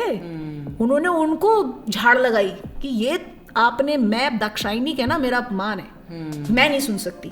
अभी शिशुपाल जी तो ये तो बोले ही जा रहे थे। तो एक जो सबसे गहन शिक्षा प्रभु ने दी कि मैं ही सिखाता हूं, सुनो, पेशेंस रखो, धैर्यवान रहो, प्रारब्ध कर्म समझ के इसको बर्दाश्त कर लो, कोई बात नहीं, लेकिन एक सीमा तक मैंने भी 100 गालियों के बाद इसका वध कर दिया। बिल्कुल। मैं अपने भक्त को नपुंसक नहीं बनाता, मैं अपने भक्त को शस्त्र विहीन नहीं करता, मैं अपने भक्त को इसलिए चुप रहने के लिए बोलता हूँ क्योंकि तुमने कुछ बोल दिया तो वो वज्र निकल रहा है तुम्हारे मुंह से, वो कुल समेत खत्म हो जाएगा। तुम शांत रहो, तुम अपनी तपस्या वेस्ट मत करो, तुम कुछ मत बोलो। लेकिन अगर वो रुक ही नहीं रहा और साथ में औरों को भी उभार रहा है आपके अगेंस्ट, फॉर एग्जाम्पल कोई चरित्रवान है और सारी दुनिया उनको चरित्रहीन हो, तुम चरित्रहीन हो, आए बोले जा रहे हैं 1 साल 2 साल 3 साल 15 साल 16 साल, तो अब बस भी तो करेंगे। हर चीज की एक लिमिट है, अब कितना सुन ले।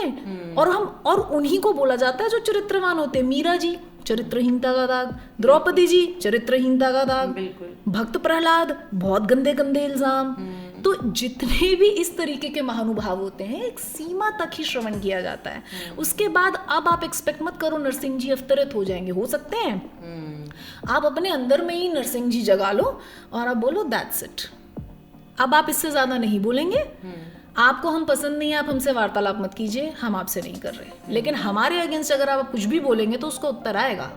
तो शस्त्र उठाने की जो एक अनुमति प्रभु दे रहे हैं, वाणी रूपी शस्त्र हो, जो मैं वाणी रूपी शस्त्र की बात कर रही हूँ, तो वो सिखा रहे हैं कि एक सीमा तक ही आपने पेशेंस, धैर्य दिखाना है। उसके बाद आपने ये भी बताना है कि अगर हम चुप रहना जानते हैं तो हम आपका विरोध करना भी जानते हैं। कृष्ण भक्त ऐसा नहीं हो सकता कि बस हाँ बोलते रहो, क्षमा परमो धर्म, क्षमा परमो धर्म, ऐसे तो वो लोग फिर मोटिवेट हो जाएंगे ना और लोगों के साथ भी ऐसे करने के लिए। तो यही शिशुपाल वध था कि एक लेवल तक, उसके बाद स्टैंड अप, और सबसे पहले दूसरों के लिए खड़े होने से पहले अपने लिए खड़े हो, बी योर ओन हीरो। आप खड़े हो जाइए। अक्सर स्त्रियों के लिए मैं ये बोल रही हूँ, उनको बड़ा दर्द होता है, मेरे हस्बैंड ने मेरे लिए स्टैंड नहीं लिया। तो मेरा आपसे प्रश्न है, क्या आपने अपने लिए स्टैंड लिया? एग्जैक्टली। क्या आप अपने लिए खड़ी हुई? आप किसी और से क्यों अपेक्षा कर रही हैं? आपने थोड़ी समय तक सुना, एक अच्छी लड़की होना चाहिए, सुनना चाहिए, लेकिन अगर कोई गलत शब्द आपको कहा जा रहा है तो आपको बिल्कुल विरोध करना चाहिए। हमें कौन सी अपनी प्रतिमा बनवानी है? हमें तो एक अच्छा आचरण करना है। और वो करना है जो प्रभु को अच्छा लगे, वो स्माइल करें, हाँ ओके वेरी गुड, अच्छा किया तुमने। Not that we have to please people, ऐसा नहीं है, you only have to please God. तो आप अपने लिए शस्त्र उठाइए, आपकी आर्मी अपने आप बनेगी। बट आपने शस्त्र नीचे रखा हुआ है और अपेक्षा किया तू शस्त्र उठाना मेरे लिए, क्यों नहीं उठाता? तो नहीं होगा, तो ऐसे नहीं होगा।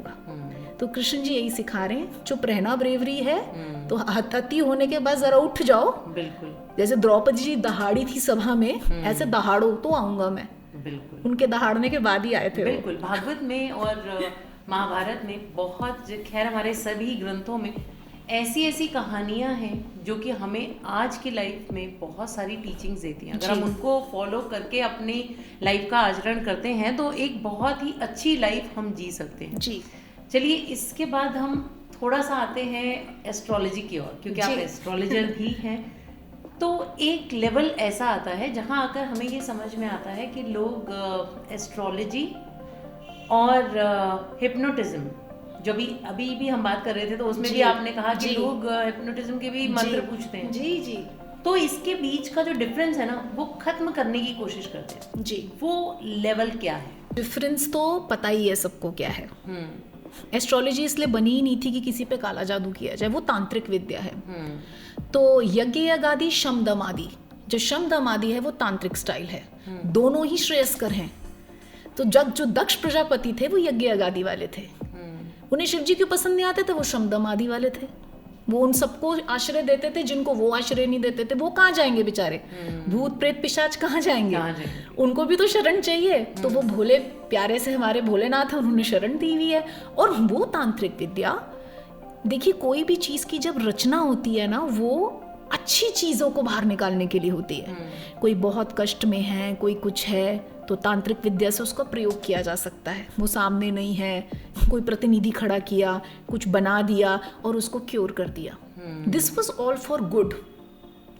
पर जैसा कि आप जानते हैं, मनुष्य के पास में एक पावर है, ये देवासुर संग्राम आदि काल से चल रहा है।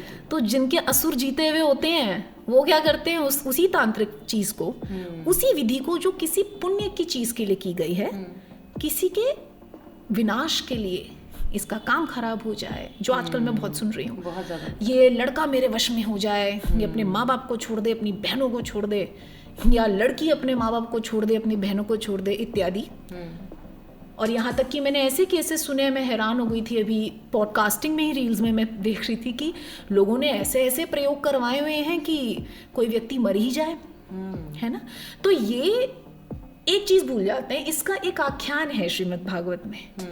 होता क्या है कि करुष नरेश हैं, उनका कृष्ण जी से युद्ध होता है। वो मिथ्या वासुदेव जी के मित्र थे, तो उनका युद्ध हुआ, युद्ध हो गया, हरा दिया कृष्ण जी ने, तो हराना ही था, और दोनों को मार दिया। क्योंकि वो मिथ्या वासुदेव के हेल्प करने वाले थे, तो उनकी भी वही गति हुई, जो करुष नरेश की भी वही गति हुई जो मिथ्या वासुदेव की हुई, पौंड्रक की हुई।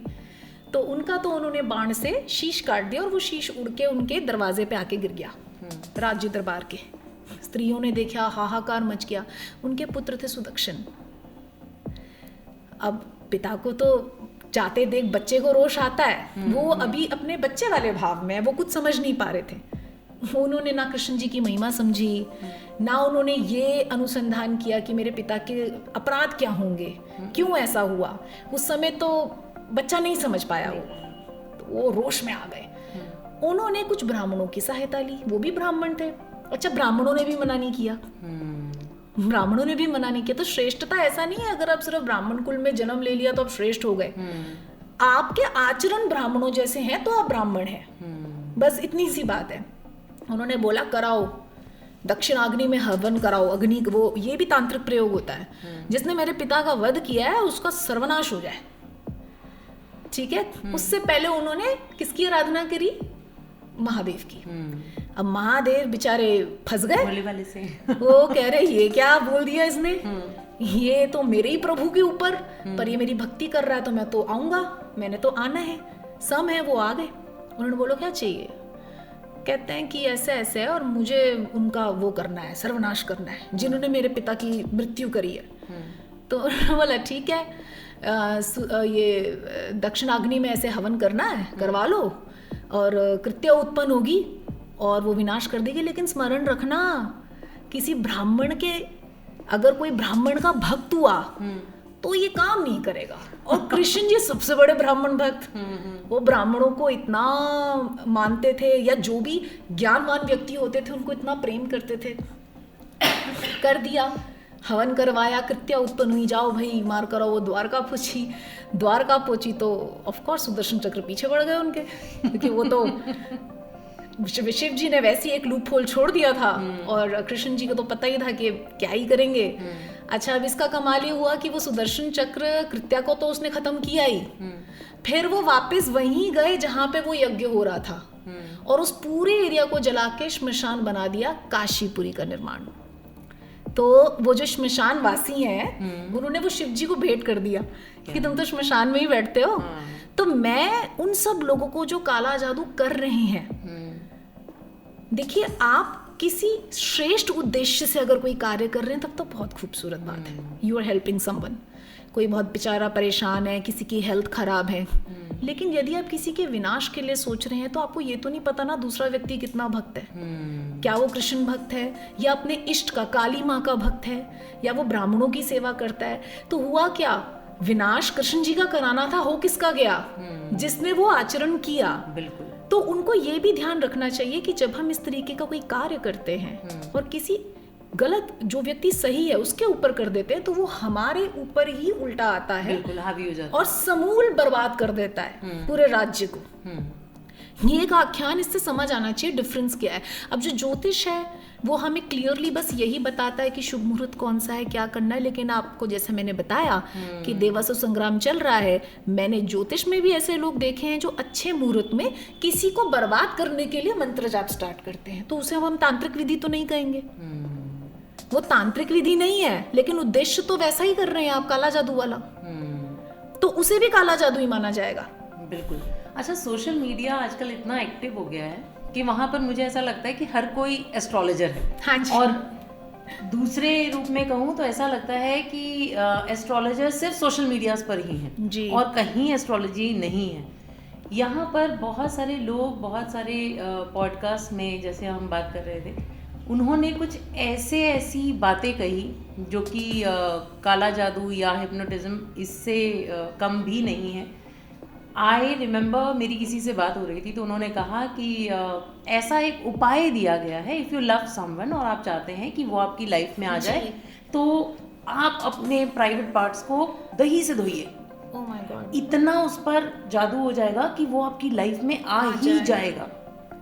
तो ये उपाय वो कितने वर्षों तक करेंगे? हाँ, और क्यों ये, मतलब आप यहाँ पर ह्यूमन राइट्स को लेकर, या आप आज के सिनेरियो में देखिए, अरे वो नहीं प्यार करता आपसे तो वो क्यों आएगा आपकी लाइफ में? तो आप ऐसे उपाय करके हमारे यूथ को या हमारे बच्चों को आगे क्यों भटका रहे हैं? ये जो सोशल मीडिया पर ऐसा एक चीज परोसी जा रही है, क्या इसे बंद नहीं होना चाहिए? क्योंकि आप खुद भी एस्ट्रोलॉजी करते हैं तो मुझे लगता है कि जो सही दिशा में जा रहे हैं उनको एक ऑब्जेक्शन उठाना चाहिए ऐसे लोगों के लिए। नहीं, मैं तो पूर्ण खंडन करती हूँ इस बात का। जब दूसरा पक्ष रेडी ही नहीं है, जब दूसरा पक्ष आपको नहीं पसंद करता या आपके प्रति समर्पित नहीं है, या हो सकता है कि अब वो नहीं चाहता, तो आपको वहीं पे एक फुल स्टॉप लगा देना चाहिए। यही बात आ जाती है जब हम पूजा पाठ शुरू करते हैं ना, जो मैंने बोला माता पिता का फर्ज बनता है, तो सबसे पहले इंद्रिय दमन सिखाया जाता है।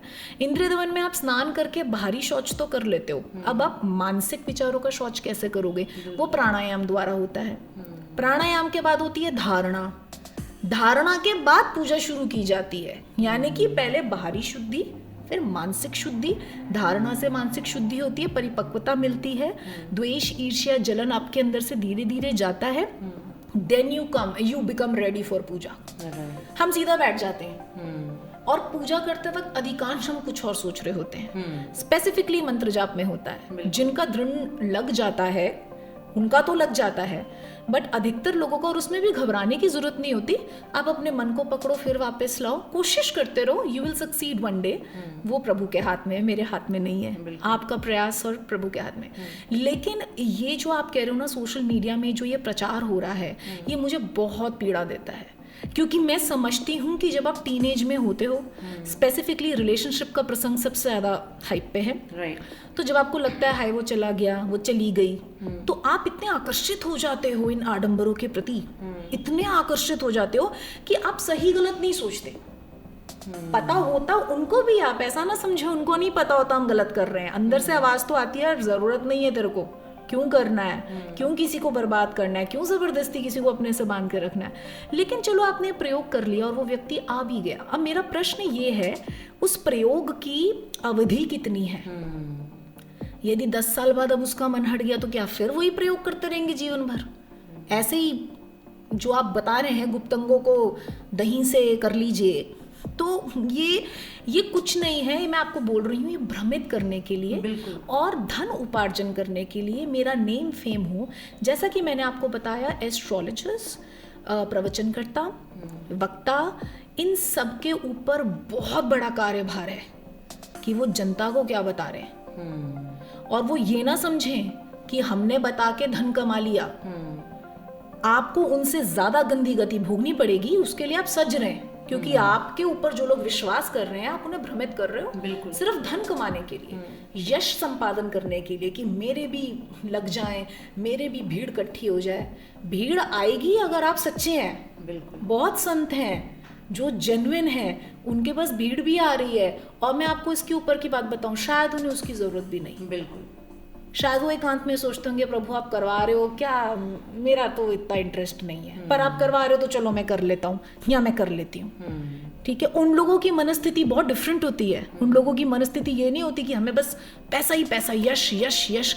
तो जो सोशल मीडिया पे प्रचार करते हैं, इसके बेनिफिट्स भी हैं और इसके डिसएडवांटेजेस भी हैं, और वो ज्यादा दिख रहे हैं। प्लीज वशीकरण और किसी को खराब करने के लिए, किसी का यश खराब करने के लिए, या किसी का कार्य खत्म कराने के लिए, इन लोगों से ज्यादा जो ये कार्य बताते हैं, उपाय बताते हैं, ये मैं उन लोगों को कहना चाहती हूँ जो इनके प्रति आकर्षक हो रहे हैं। आपका तमोगुण बढ़ रहा है, ये सब आपको तमोगुणी बना रहे हैं।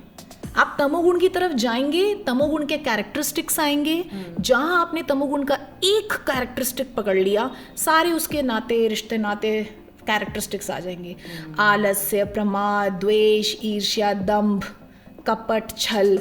ना आपको रात को ढंग से निद्रा आएगी, आप रोष में जलते रहेंगे, मैं इसको बर्बाद कर दूं, मैं उसको बर्बाद कर दूं।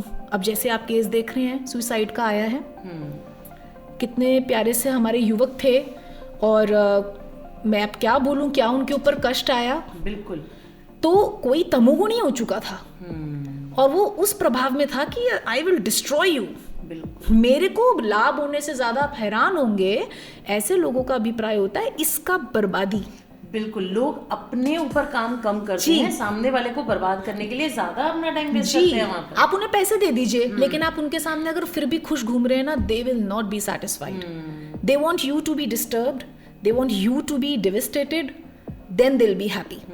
तो ये जो चल रहा है सारा माया जाल, और जैसे जैसे कलयुग आता जा रहा है, इसका जो प्रचार देखिए कैसे बढ़ रहा है। ये कलयुग बता रहा है कि मैं आ गया, मैं प्रचार कर रहा हूँ। तो आप संत महात्मा बन के, एक लाइन आती है अगेन भागवत में कि लोग बेचारे इतने भोले होते हैं, वो ऐसे लोगों की गोद में सिर रख के लेट जाते हैं। तात्पर्य ये, आप जो कह देंगे हम वो करेंगे। और मैंने एक्सपीरियंस किया है उस प्यार को।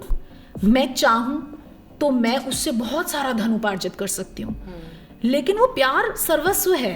कोई, क्योंकि वो मैं जो बोल रही हूँ वो खुद भी कर सकते हैं पढ़ के, it's just they are not trying to read. बस इतना सा ही तो डिफरेंस है, और कोई डिफरेंस नहीं है। तो उनको प्लीज आप वही बताइए जो ऋषि मुनियों ने ऑलरेडी सॉल्यूशन दिए हुए हैं। अपना मैन मेड सॉल्यूशन मत दीजिए। यज्ञ अगादि हैं जो लिखे थे ऋग्वेद, यजुर्वेद, सामवेद, अथर्ववेद में, वही बताइए। अपना क्रिएट मत कीजिए। You can not be Ved Vyas ji, you can not be Indra Bhagwan, you can not be Krishna, you can only help others. तो दिस विद्या की जो नींव है वो परोपकार है, किसी का विनाश नहीं है। तो एस्ट्रोलॉजी परोपकार पे होनी चाहिए, विनाश पे नहीं होनी चाहिए। अच्छा, इसी में हम बहुत सारी सोशल मीडिया पे देखते हैं कि अब नई एप्स भी आने लगी हैं। हाँ जी। और ज़्यादा रिव्यूज़ ये हैं कि ये स्कैम है। अच्छा, मैं नाम तो नहीं लूँगी, एक ऐप में काम किया है। जब मैंने एस्ट्रोलॉजी स्टार्ट करी थी एज अ प्रोफेशन, पहले तो मैं फ्री ऑफ कॉस्ट करती थी, क्योंकि मुझे भी ऑफ कोर्स दिनचर्या चाहिए थी अपनी, पैसे तो चाहिए ही होते हैं। तो देखिए, सारे लोग तो स्कैम नहीं होते, बट ऑफ कोर्स अगर कोई ऐप आपको हायर कर रही है तो उनको भी अपनी मोनेटाइजेशन चाहिए, जो नीडेड है उनको चाहिए। वो अपने एस्ट्रोलॉजर्स को उससे पे करते हैं, हमें ही पे करते हैं। तो स्कैम क्या होता है, इतना ही है कि आपके पास एस्ट्रोलॉजर कौन सा है, आपको ये नहीं पता होता आपको कौन सा एस्ट्रोलॉजर असाइन होगा। आपकी किस्मत बहुत अच्छी हो जाएगी अगर कोई ज्ञानवान मिल गया तो, बस वो प्रसिद्ध नहीं है, बस उसके पास अभी यश नहीं आया, पर उसका ज्ञान यथार्थ है, तो ये एप्लीकेशंस वरदान है। अब एप्लीकेशन वालों को तो नहीं पता ना किसने कितनी एस्ट्रोलॉजी जेन्युइनली करी है, किसी ने नहीं। और अगर कोई वशीकरण वाला निकल आया, किसी ने अपना ही अलग से शुरू कर दिया। अब तो इन लोगों के सारे कॉल्स रिकॉर्ड पे रहते हैं, इसलिए they take care about this thing कि वो सारी कॉन्वर्जेशन रिकॉर्ड हो रही हैं जो आप बात कर रहे हैं। और अगर आप ऐसी कोई बात वशीकरण बोलेंगे तो वो उस पर ऑब्जेक्शन उठाते हैं। ओके, जो मैंने पर्सनली एक्सपीरियंस किया, मुझे और ऐप्स का तो नहीं पता, मैंने जो पर्सनली एक्सपीरियंस किया था उसमें किसी ने वशीकरण का कुछ नाम लिया था, मैं नाम तो नहीं लूंगी, लेकिन उनको अपोज किया गया था कि आप ऐसी बात नहीं कर सकते। तो ऐसा नहीं है, एप्लीकेशन वाले भी अच्छे हैं, and there are people who are not able to give that much amount of consultation. 2100-5100 उनके लिए ज़्यादा हैं, तो वो थोड़े में अगर बेचारे अपनी कुछ तुष्टि कर लेते हैं तो मुझे लगता है कोई हार्म नहीं है इसमें। बहुत बढ़िया। हाँ जी। अच्छा, आप एस्ट्रोलॉजी भी करते हैं? हाँ जी। आप टैरो कार्ड रीडर भी हैं जी। तो अगर मैं आपके आगे ये एक ऑप्शन रखूं, एस्ट्रोलॉजी और टैरो कार्ड्स, देखिए, एस्ट्रोलॉजी को तो कोई बीट नहीं कर सकता। क्यों? क्योंकि ये हमारे पितामहों की विद्या है, ऋषि मुनियों की विद्या है। तो जैसा मैंने आपको बोला, एस्ट्रोलॉजी हमेशा ऊपर रहेगी, वेद के चक्षु कहे जाते हैं ये। अगर आप देखेंगे कृष्ण का जन्म कब हुआ तो तिथि दी हुई है, समय दिया हुआ है, रोहिणी नक्षत्र दिया हुआ है। ये क्या एस्ट्रोलॉजी है? This is all astrology. It tells you कि किसका किस समय पे जन्म कैसा होगा। लोगों की क्वेरीज हैं कि भाई कृष्ण और कंस दोनों क हैं तो इनके कैरेक्टरिस्टिक्स अलग कैसे हो गए, जुड़वा लोग पैदा हुए, कैरेक्टरिस्टिक्स अलग कैसे हो गए। तो सिर्फ राशि नहीं होता, राशि के अंदर नक्षत्र होते हैं, नक्षत्र के अंदर बहुत सारे चरण होते हैं, और हर एक चरण का अलग अलग स्वामी होता है जिसके प्रभुत्व में होता है। तो कोई थोड़ा सरल होता है, कोई थोड़ा सा कॉम्प्लिकेटेड होता है, किसी का नेचर कुछ होता है, वो अलग अलग व्यवधान बन जाते हैं। तो एस्ट्रोलॉजी को आप बीट नहीं कर सकते। द ओनली थिंग इज आपको यथार्थ ज्ञान होना चाहिए और निरंतर वो अनुसंधान चलते रहना चाहिए। अभी भी मुझे ऐसा लगता है कि पत्री मिलान होते हैं, विवाह होते हैं और टूट जाते हैं। बिल्कुल। जो अरेंज लव मैरिजेस में तो चलो कई बार गलती हो जाती है, लेकिन जो अरेंज मैरिज वाले हैं उनको आप क्या बोलेंगे, जिन्होंने पत्रियां मैच करवाई हैं। हम ये तो नहीं बोलेंगे एस्ट्रोलॉजी गलत है, एस्ट्रोलॉजी गलत नहीं है, मे बी एस्ट्रोलॉजर को ज्ञान नहीं था, मे बी वो सिर्फ गुणों तक ही रह गया, शायद ग्रहों को भी मैत्री करा के देखना था। कुछ है ऐसा ऋषि मुनियों ने जो हमें दिया हुआ है, जहाँ तक कुछ लोग पहुँच गए हैं और कुछ लोग नहीं पहुँचे हैं। On the other hand, tarot card reading is भक्ति भाव फॉर मी। मैं टैरो को पसंद करती हूँ क्योंकि वो सरल है, मुझे सरलता भाती है। मुझे पर्सनली सरल लोग अच्छे लगते हैं, मुझे सरलता अच्छी लगती है कि मैं देख रही हूँ, मुझे समझ में आ गया। वो शायद हर कोई टैरो को पसंद ना करे, क्योंकि डिसबिलीव से you start, you pick up any card, you don't know, अरे मैंने कोई भी कार्ड उठा लिया थोड़ी मेरा आंसर होता है। लेकिन जब प्रेडिक्शन सही हो जाती हैं तो उनको विश्वास होता है ये है। तो वो क्या है, शायद वो भी अगर कार्ड उठा के प्रेडिक्शन करेंगे वो सही नहीं आ पाएगा, मैं उठाऊंगी सही आएगा, तो वो कुछ नहीं है। आप अपने इष्ट से जितना जुड़े हुए हैं, आपकी इष्ट उतना ही आपकी लाज रखते हैं, आपके कार्ड्स को चार्ज रखते हैं, और आपका प्रेडिक्शन जो टैरो में आता है वो ही आपका ज्योतिष में भी आता है, ये लाज रखते हैं। बट टैरो कार्ड में आने के लिए आपको निरंतर अपने इष्ट से जुड़ा रहना बहुत बहुत ज़रूरी है। That's it. अच्छा, अब हम एक ऐसे टाइम पे मिले हैं जहाँ पर हम नए साल का भी स्वागत करने वाले हैं जी। और आप एस्ट्रोलॉजी से जुड़ी हैं, तो मुझे लगता है कि हमारी जो ऑडियंस है ये जानना ज़रूर चाहेगी कि ये 2025 सबके लिए मिला जुला कैसा रहेगा। तो यूजुअली जो न्यूमरोलॉजिस्ट हैं वो कहते हैं 2025 का मूलांक 9 आता है। If you join the numbers, 5 + 4 = 9। तो कुछ लोग इसको मंगल से रिलेट मानते हैं जो न्यूमरोलॉजिस्ट होते हैं। वो बिल्कुल सही है अपनी जगह। मैं अब अपनी जगह पे आ जाती हूँ। मेरे को ऐसा लगता है कि ज्योतिष के अंदर से न्यूमरोलॉजी आई है, ठीक है। न्यूमरोलॉजी बिल्कुल करेक्ट है अपनी जगह, बट मैं इसको, जैसे मैंने आपको बोला, मैं बेसिक के साथ ही जुड़ी रहती हूँ। बेसिक में नंबर 9 का जो अधिपति है वो गुरु है, बृहस्पति जी। तो मेरे हिसाब से ये जो साल जाएगा ये स्पिरिचुअलिटी ऑन द होल बढ़ाएगा। सारे लोग चाहे किसी भी राशि विशेष के हों, वो अपने हिसाब से स्पिरिचुअलिज्म में थोड़ा सा आगे बढ़ेंगे। उसके लिए भय भी रीज़न हो सकता है, दर्द भी रीज़न हो सकता है। कभी कभी कोई डर के मारे भी कोर्ट केस आ गया तो भजन करने लग गए, स्तोत्र करने लग गए, होते हैं बिल्कुल। ये तो स्पिरिचुअलिटी ऑन द होल बढ़ेगी। कुछ राशियों के लिए ऑब्वियसली बहुत अच्छा है। वृषभ राशि के लिए तभी अच्छा है जब वो परिश्रम बहुत करें, मेहनत बहुत करें, पुरुषार्थ करेंगे, सब कुछ मिलेगा, पर लोड भी बढ़ेगा। मेष राशि वालों के लिए धन वर्षा बहुत अच्छी है। मेरा एक और पॉडकास्ट होता है, उसमें मैंने सारी राशियों का 2025 ऐसे ही बताया, और मैंने टैरो के माध्यम से प्रेडिक्शन किया है राशिफल का। पर वो चंद्र राशि, यानी कि आपकी पत्रिका की हिसाब से जो आपकी राशि निकल कर आती है। जैसा मैंने कहा, मैं एस्ट्रोलॉजी से अलग नहीं हूँ, तो मैं सन साइन नहीं, चंद्र राशि ही लेती हूँ। तो उस हिसाब से मिला जुला अगर आप बोलेंगे, this year is a good year for everyone. Financially सबको सपोर्ट मिलेगा। मकर राशि को तो बेचारों को बहुत रिलीफ मिलने वाला है, आपको पता ही है, 7.5 एंड हो रही है, बिल्कुल ठीक है। और कुछ राशियों पे जिन पे शुरू हो रही है, तो आप समझ लीजिए कि रिलेशनशिप पे आघात ज़्यादा आता है, क्योंकि जब भी स्पिरिचुअलिटी बढ़ानी होती है, द फर्स्ट थिंग गुरु, जो देव गुरु बृहस्पति या शनि देव भी करते हैं, वो आपको इमोशनली थोड़ा सा निचोड़ते हैं। क्योंकि जब आप अंदर से वीक फील करते हैं तो ज्ञान आपका सहारा बनता है। That will create a lot of consciousness inside you. जो नहीं पहुंच पाएंगे ज्ञान की तरफ, वो तो थोड़े डिप्रेस रहेंगे ही। लेकिन अगर सारी राशियों को एक सी एक एडवाइस मुझे देनी हो तो वो यही है, आप गीता, रामायण या जिस भी धर्म विशेष से आप हैं, कि सारे धर्मों के लोग देख रहे होंगे, तो आप अपनी उस धर्म पुस्तिका को थोड़ी ईमानदारी से रोज पढ़ना शुरू कर दें। क्योंकि कोई भी गलत चीज़ तो नहीं सिखा सकता, अच्छी चीज़ें ही होंगी, उसको फॉलो करें। और सबसे बड़ा अन्नदान करने की कोशिश करें एकादशी के दिन को छोड़ के, क्योंकि एकादशी में अन्न खाना और अन्न देना दोनों ही अच्छा नहीं माना जाता।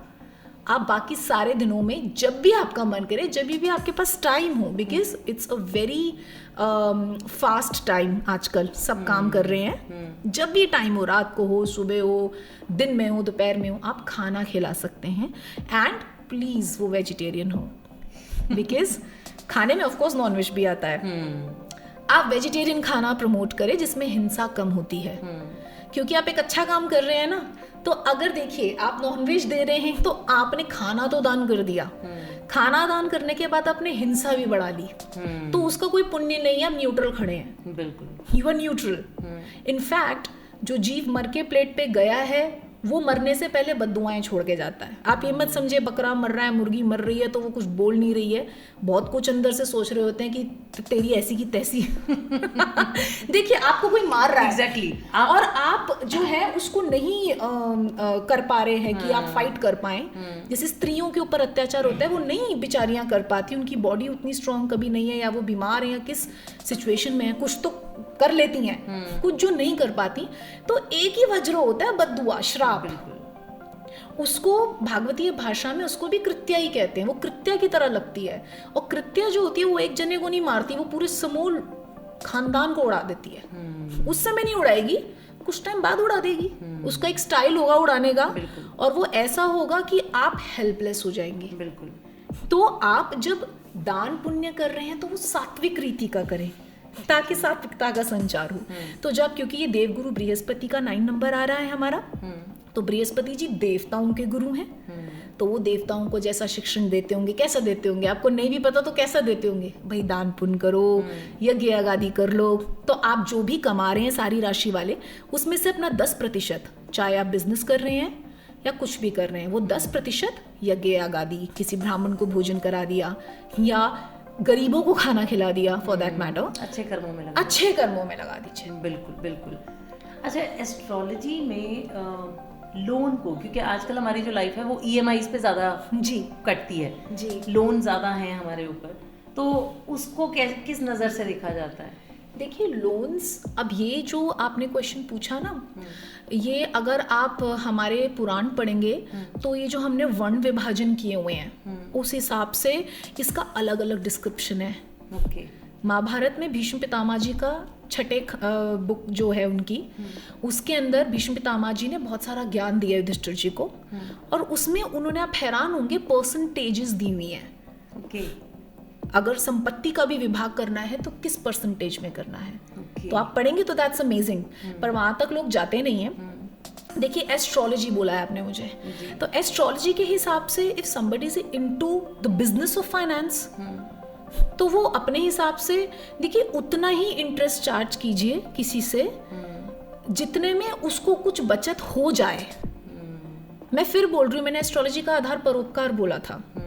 मैं तो फाइनेंस, अब देखिए अगर मैं सबको बोल दूंगी फाइन नहीं करना चाहिए, ये काफ़ी लोगों की जीविका ही ठप पड़ जाएगी। बहुत लोग हैं जो फाइनेंस से कमा रहे हैं, हमारे बैंक से। Even maybe I would be needing loan some day, अभी नहीं तो क्या पता कभी। तो जो कार्य मैं खुद करने वाली हूँ, मैं उसके अगेंस्ट कुछ अभी खुद ही नहीं बोल सकती। बिल्कुल। पर मैं ये बोल सकती हूँ कि इंटरेस्ट रेट इतना ही रखा जाए जितने में दूसरे की कमर ना टूटे।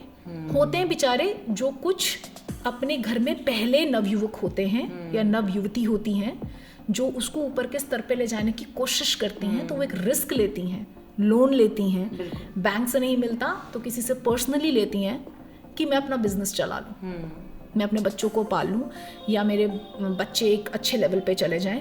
तो उसमें जब आप वो रीज़न देख रहे हैं कि इस युवती का या इस युवक का क्या रीज़न है और इसके पास सपोर्ट नहीं है, इसके पैतृक संपत्ति नहीं है, तो उस समय just be kind, not about banks, but जो पर्सनल लोन दे रहे हैं they can be little kind. 10% तक मार्केट में चार्ज करते हैं। तो वही मैं कह रही हूँ, बी काइंड, कि हमें तो मिल ही रहा है ना, आपको इंटरेस्ट तो आप ले रहे हैं ना, आप इंटरेस्ट लीजिए, बट उसे कुछ बनने तो दीजिए, क्योंकि आप इंक्वायरी तो पूरी करते हैं। No doubt. इंक्वायरी तो इतनी हो जाती है कि कई बार बंदा कहता है लेना ही नहीं लोन, इतनी इंक्वायरी हो गई है। मेरे खुद नोन में एक थे, उन्होंने बेचारों का इतना चेक हुआ, और वो भी अपनी जगह गलत नहीं है भाई, कोई फ्रॉड हो गया कुछ हो गया तो उनके भी पैसे जाएंगे, दोनों पक्ष अपनी जगह सही है, बट इतना ही चार्ज कीजिए प्लीज, और ये रेट ना बढ़ाते जाएं। इसीलिए शायद सारे दुबई भाग रहे हैं इसीलिए सारे रन अवे कर रहे हैं, just let's go get settled in Dubai. उसमें main reason is this, taxes, interest, हम बच रहे हैं, हमें बचत हो रही है। बिल्कुल, क्योंकि जो लोग स्टार्टअप कर रहे हैं दे नीड लोन्स, और शायद वो लोन्स में ही इतना फंस जाते हैं कि ये जो स्टार्टअप्स हैं मोस्टली 60% स्टार्टअप्स 1-2 सालों के अंदर वाइंड अप हो जाते हैं। बिल्कुल। इंटरेस्ट, मैंने बोला ना, आप दब जाते हो इतना, तो लीजिए, आपकी वृत्ति है, आप इस चीज से कमा रहे हो, लेकिन थोड़ा सा आप ज्योतिष, ये सारी चीजों में मैं आपको बता रही हूँ, रामायण की जो स्टार्टिंग पिक्चर है ना, उसमें भी परोपकार दिखाया गया। If you are having this intention of परोपकार इनसाइड यू, जो भी आप कृत्य कर रहे हैं उसमें आप कभी अनुचित नहीं करेंगे। आप इतना जरूर सोचेंगे कि इतना तो मेरी वृत्ति बनती है यार, मैं लूंगा, इससे कम मैं नहीं जाऊंगा, मुझे नुकसान है, लेकिन आपको जेन्युइन प्रॉब्लम है, I can take a little less from you. इतना थोड़ा सा कंसिडरेशन होना चाहिए। बैंक्स को तो वी कैन नॉट से, उनकी तो रेगुलेशंस चल रही हैं, रूल्स रेगुलेशंस, उस हिसाब से वो अपने इंटरेस्ट रेट, बट जो ये पर्सनल फाइनेंसर्स होते हैं जिनकी वृत्ति चल रही है, जो लोगों को लोन देते हैं, मैंने देखा है कमर तोड़ते हुए उनको, लोगों की, मैंने देखा है बर्बाद होते हुए लोगों को। बिल्कुल। तो मैं उनका दर्द अभी महसूस करके बोल रही हूँ, just be a little kind. Right. अच्छा, कुछ राशियाँ जिनके लिए ये आगे आने वाला साल बहुत अच्छा होने वाला है? देखिए, मुझे लिब्रंस के लिए, वृषभ राशि वालों के लिए अच्छा लगता है। पर वृषभ राशि वालों के लिए जब मैंने ये प्रेडिक्शन की थी, जो मुझे स्मरण में आ रहा है, थोड़ा सा ना हर चीज में मिला जुला आया था हर राशि के लिए। एक ग्राउंड यानी कि इमोशनल ग्राउंड पे लोग थोड़े से मुझे सेंसिटिव नजर आ रहे हैं इस साल। Okay. Financially they are doing well. तुला राशि वालों के लिए बहुत अच्छा था, कर्क राशि वालों के लिए भी फाइनेंशियली बड़ा अच्छा था, बट इमोशनली ड्रेन्ड आउट था। अब मैं बोल दूं कि पूरा का पूरा तुम्हारा बहुत अच्छा है, तो वो सारे के सारे मुझे बोलने वाले हैं कि we are not feeling happy, because कहते हैं ना, लक्ष्मी भी 8 प्रकार की होती है। अगर आपके रिश्तों में, आपके घर में गृह लक्ष्मी नहीं है, हैप्पीनेस नहीं है और संतान लक्ष्मी नहीं है, तो धन भी अगर आ जाए तो आप प्रसन्न नहीं हो पाएंगे।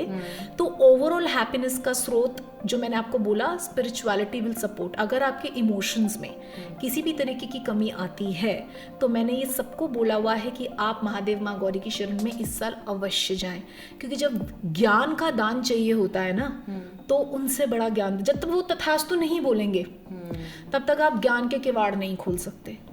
अब चाहे वो आप उनको हनुमान जी मान लो, हनुमान जी भी बाहर बैठे हुए हैं भक्ति के गेट के आगे कि पहले मैं ज्ञान दूंगा फिर प्रवेश है, I will not let you go inside. Right. बाहर ही घूमते रहो सर्कस में और ऐसी घूम के इधर उधर हो जाओ।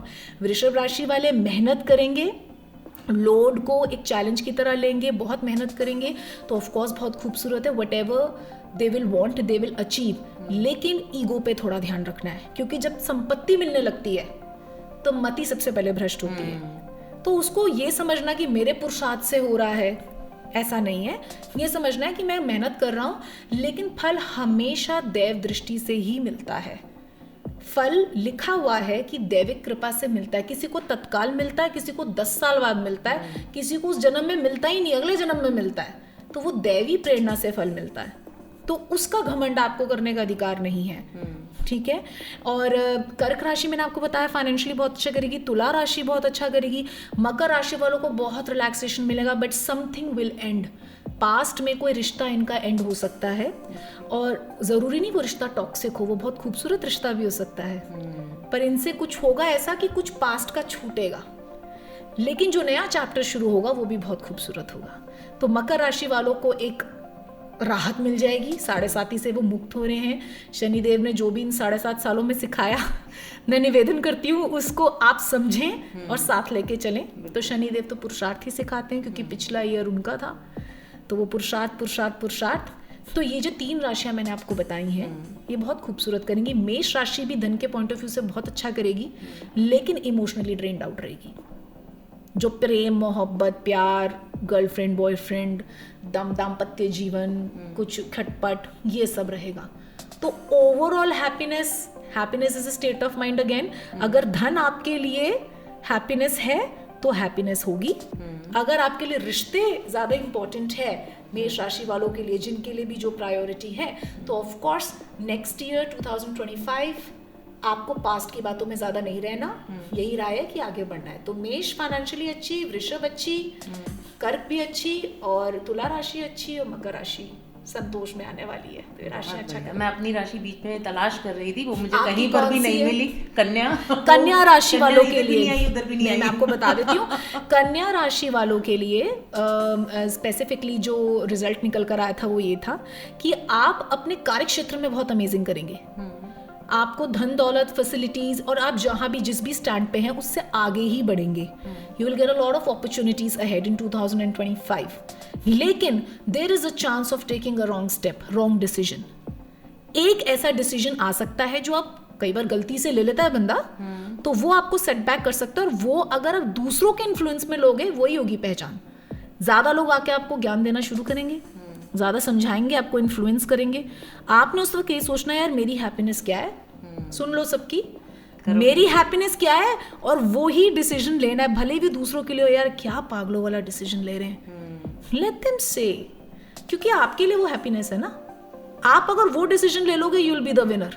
और अगर आपने कन्या राशि वालों ने इन्फ्लुएंस में आके डिसीजन ले लिया, तो पैसा, धन संपत्ति सब होगा, घर जाके बोलोगे यार शांति नहीं मिल रही है, मैं पहाड़ों में चली जाती हूँ, मैं कहीं चली जाती हूँ, मेरे को अजीब सा लग रहा है, ऐसा हो जाएगा। तो उस पीस के लिए आपने अपने ऊपर रिलाय करना है, अपनी विजडम के हिसाब से चलना है। कन्या राशि वाले वैसे ही बहुत बुद्धिमान जीवी होते हैं, तो इन बुद्धिमानों को मुझे यही बोलना है कि अपनी बुद्धिमत्ता पे ही विश्वास करना है। कन्या राशि, सिंह राशि भी मैं बता देती हूँ। सिंह राशि वालों के लिए जितने भी टफ टाइम्स चल रहे थे, अब उसमें अग्रसर होके बैटलफील्ड में ये आएंगे, आमना सामना करेंगे, युद्ध होगा। युद्ध का मतलब ये नहीं शस्त्रों से युद्ध होगा, रिलेशनशिप को लेके हो सकता है, किसी भी चीज को लेके हो सकता है, and they will emerge as winners, specifically the males in सिंह राशि। फीमेल्स के लिए है बहुत ज्यादा आक्रोशक नहीं होना है। अगेन मेल और फीमेल में थोड़ा सा डिफरेंस सिंह राशि में है, एंड इनको न्यू अपॉर्चुनिटीज मिलेंगी। They might open their new business और they might change their job, कोई अच्छी जॉब मिलेगी। फाइनेंशियली इनका जो अब बेस बनेगा वो बहुत स्ट्रांग बनेगा। सिंह राशि वालों के लिए सबके लिए अच्छा ही आया था इस बार, लेकिन जैसा मैंने बोला इमोशनल ग्राउंड्स पे, रिश्तों के ग्राउंड्स पे थोड़ा सा, क्योंकि जब ज्ञान को एंटर करना होता है ना, तो वो रिश्तों के माध्यम से ही दरार बनाते हैं आपके हृदय कोश में प्रभु, कि वो लाइट एंटर कर सके। बिल्कुल, बिकॉज रिश्ते तो दिल से ही हैं। देखिए आज बहुत सारी डिस्कशन रही और बहुत अच्छी, और मुझे लगता है हमने थ्रू आउट जब स्टार्टिंग से हम चले तो हम बहुत सारे एस्पेक्ट्स को टच करते हुए जी। अब as we are going towards the end of this podcast, एक लास्ट क्वेश्चन मैं आपसे पूछना चाहूँगी। कुछ ऐसी टिप्स जो आप देना चाहें 25 के लिए, कि जो लोग कोशिश कर रहे हैं, चाहे वो पढ़ाई के माध्यम से कि अपने आप को सक्सीड करने के लिए, या जो लोग न्यू स्टार्टअप्स के लिए ट्राई कर रहे हैं, या फिर जो नए लाइफ में कदम रख रहे हैं, उनके लिए क्या टिप्स होनी चाहिए जिससे कि जो भी वो नई एक शुरुआत अपनी ज़िंदगी में कर रहे हैं वो उसमें सक्सेस पा सकें? देखिए जब भी कुछ नया स्टार्ट करना है तो ऑफ कोर्स गणेश जी को तो स्मरण करना ही है ना। अब क्योंकि मैं स्पिरिचुअल फील्ड की बात कर रही हूँ तो मैं सारे आपको ऐसे ही उपाय बताऊंगी। अब आपको नया स्टार्टअप करना है, फॉर एग्जाम्पल अगर आपको बिजनेस करना है, आप बिजनेस में जाना चाहते हैं, तो आप हनुमान जी को पकड़ के रखिए, even if it is a new job. ऊर्जा चाहिए हमें। अगर आपके अंदर ऊर्जा नहीं है, आपके अंदर वो जुझारूपन नहीं है कि आप थक नहीं रहे हैं, फटाफट जाके काम कर रहे हैं और सब कुछ अपने बेस पे कर रहे हैं। हनुमान जी सब अपने बेस पे करते हैं, ठीक है, वो किसी पे आधारित नहीं रहते। राम जी के काम यहाँ तक हनुमान जी ने ही किए हैं, तो उसके लिए आपको हनुमान जी चाहिए ही चाहिए। हनुमान जी को प्रसन्न करने के लिए 2 तरीके हैं, उनकी पूजा से ज्यादा राम जी की पूजा कीजिए। अब वो हम ह्यूमंस वाली बात नहीं है यहाँ पे कि तुम आके मेरी चापलूसी करो और मैं खुश हो जाता हूँ। तुम उनके इष्ट को पकड़ लो जिनसे उन्हें प्रेम है। जैसे शिव है वैसे ही हनुमान जी हैं, सेम, इन दोनों में कोई डिफरेंस नहीं है। तो हनुमान जी को प्रसन्न करने के लिए आप रामायण पढ़ सकते हैं, but if you are starting Ramayan तो आपको एक बात ध्यान रखनी है, आपको नॉनवेज तो छोड़ना पड़ेगा। और अगर आप ये नहीं कर सकते, आप कह रहे हो जी ये मेरे से नहीं हो सकता, होते हैं कुछ लोग नहीं कर पाते, तो आप इतना कर लीजिए, जिस दिन भी आप उनका नाम जप कर रहे हैं, एक माला जाप राम जी का कर रहे हैं, या आप जो भी राम जी का स्तोत्र ले रहे हैं गूगल से, मैंने जैसा कहा सारे स्तोत्र सारे मंत्र इक्वली इफेक्टिव हैं अगर आप प्रेम से कर रहे हैं तो। बिल्कुल, किसी एक को ऊपर और दूसरे को नीचे नहीं मैं कर सकती। सब राम का अकेला नाम ही, राम जी से बड़ा राम जी का नाम बोला जाता है। तो आप एक माला जाप कर सकते हैं। एक चीज़ आप ये कर सकते हैं, 108 अशोक के पत्तों की माला बनाइए, अगर आप खुद बना सकते हैं तो। 108 अगर बहुत ज़्यादा हो गया, गृहिणियाँ तो बना लेंगी, पुरुष क्या करेंगे, तो 3 पत्ते ले आओ अशोक वृक्ष के, ठीक है। 3 बार हनुमान चालीसा उसी वक्त करो। हर एक पत्ते पे सिया राम लिख सकते हो, या जय श्री राम लिख सकते हो, या राम लिख सकते हो, या जो भी राम जी का फेवरेट नाम आपको लगता है, या आप उनको किसी विशेष नाम से बुलाते हैं, वो लिख सकते हो। वो लिखो। लिखने के बाद 3 बार हनुमान चालीसा करो। अपनी वो चीज़ बोल दो जो आप स्टार्ट कर रहे हो। आई एम स्टार्टिंग दिस, और 3 बार करने से किसी चीज़ को कहते हैं सिद्धि हो जाती है। वो चीज़ सिद्ध हो गई, आपके पास पहुंच गई। सिद्ध का मतलब आपके पास वो एप्लीकेशन चला गया है, that I am starting this. और आप जाओ, वो माला हनुमान जी को पहना दो, या वो 3 पत्ते हनुमान जी को चढ़ा दो। उनके उठे हुए चरण से सिंदूर लगा लो अपने माथे पे, और अगर हो सके तो उनको सिंदूरी चोला अर्पित कर सकते हैं आप। वो पंडित जी को बोल दीजिए, वो उन्हें पहना देंगे। अगर आप चाहें हर ट्यूसडेज को कर सकते हैं, आप चाहें सैटरडेज को कर सकते हैं, और अगर और प्यार है तो किसी भी दिन कर सकते हैं। ओके ठीक है जी। ट्यूसडे सैटरडे इसलिए कि मंगलवार है, मंगलवार को हनुमान जी का जन्म हुआ था, मंगल उनके नक्षत्र के देव हैं, तो हम मंगल जी को थोड़ा ऊर्जा का कहते हैं। और साथ में सूर्य भगवान को रोली मिला हुआ जल चढ़ाना है। ठीक है, कोई भी अब नया काम शुरू कर रहे हैं, वैवाहिक संबंध में प्रवेश कर रहे हैं, तो आप एक सत्यनारायण की कथा करा सकते हैं, और उसको आपने शिव जी को और पार्वती जी को सुनवाना है। आप ब्राह्मण देव को बोल दें कि हमने सामने विराजमान किए हुए हैं, फोटो भी लगा सकते हैं, क्योंकि बाद में जब विसर्जन करना होता है ना तो बड़ी दुर्गति होती है। जैसे मैं गणेश विसर्जन पे देखती हूँ, ऐसे टूटे फूटे गणेश जी नीचे गिरे हुए हैं कि जैसे मेरा काम हो गया, जाओ तुम्हें जहाँ जाना है। वो वाला नहीं करना है, ऐसा वाला नहीं। आपके घर में जो मंदिर है उसके सामने आप करवा सकते हैं। वो बोले नहीं जी मैं तो मंदिर में करूंगा, तो मंदिर में आप पूजा का एक छोटा सा शिव जी पार्वती जी का फ्रेम रख सकते हो, वो आप अपने मंदिर में कहीं भी एडजस्ट कर सकते हो बाद में। You can do that.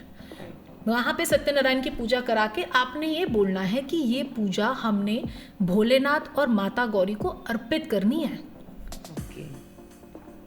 और ये मेरी पुत्री की तरफ से अर्पित हो रही है, या ये मेरे पुत्र की तरफ से अर्पित हो रही है। ठीक है, और उसके बाद आप ये बोल सकते हैं कि वो करने के बाद अगर विष्णु सहस्त्र नाम का पाठ हो जाए, पंडित जी कर लें, या अगर वो नहीं कर रहे तो घर में प्ले कर लें, तो उसमें आपने बोलना है हमने आपको सत्यनारायण जी की पूजा अर्पित करी है, क्योंकि नारायण का नाम आपको सर्वोपरि है, प्रिय है, आपकी प्रिय चीज हमने आपको दी, आप प्रसन्न हो गए। ये पुत्री अब मेरी नहीं आपकी है, या ये पुत्र मेरा नहीं आपका है। इसका वैवाहिक जीवन विभिन्न परिस्थितियों में आप दोनों जैसे इतने खुश रहते हैं।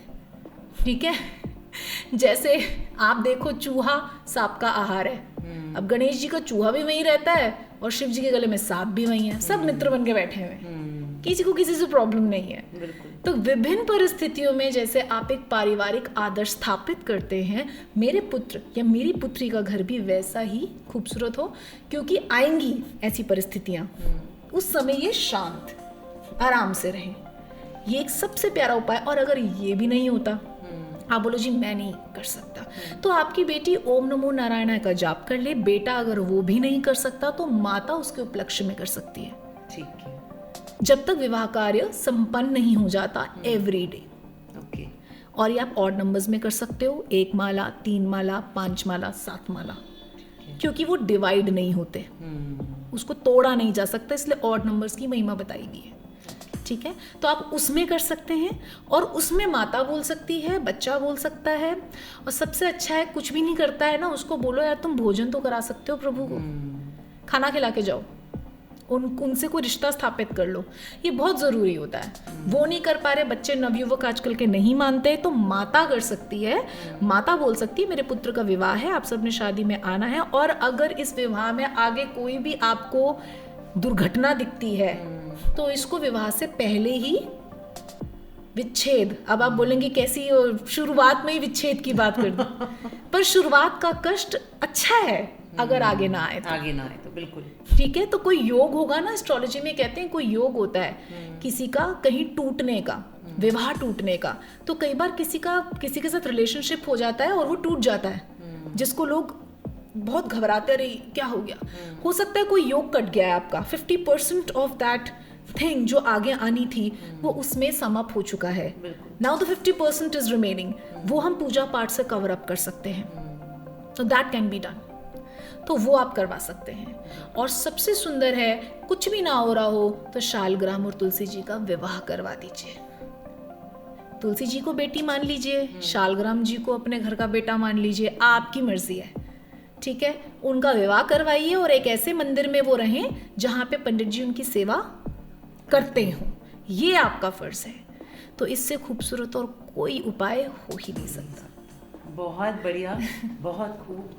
आपने जो भी उपाय बताए वो इतने सरल हैं कि कर सकते हैं। बहुत नहीं तो आपने एक के बाद एक ऑप्शंस भी दी हैं, if not this then this.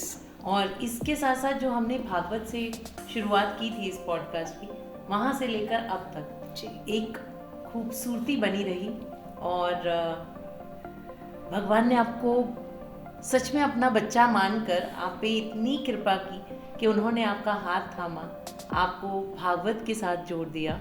तो जिस भागवत गंगा में आप बह रही हैं, हम आशा करते हैं कि इसी गंगा में आप बहती रहें और जो डुबकी लगाकर जो आनंद, जो पीस आप पा रही हैं, भगवान आपको हमेशा उसके साथ जोड़े रखे। Thank you so much for being on radio महारानी। Thank you for having me here. Thank you Om Namo Narayana.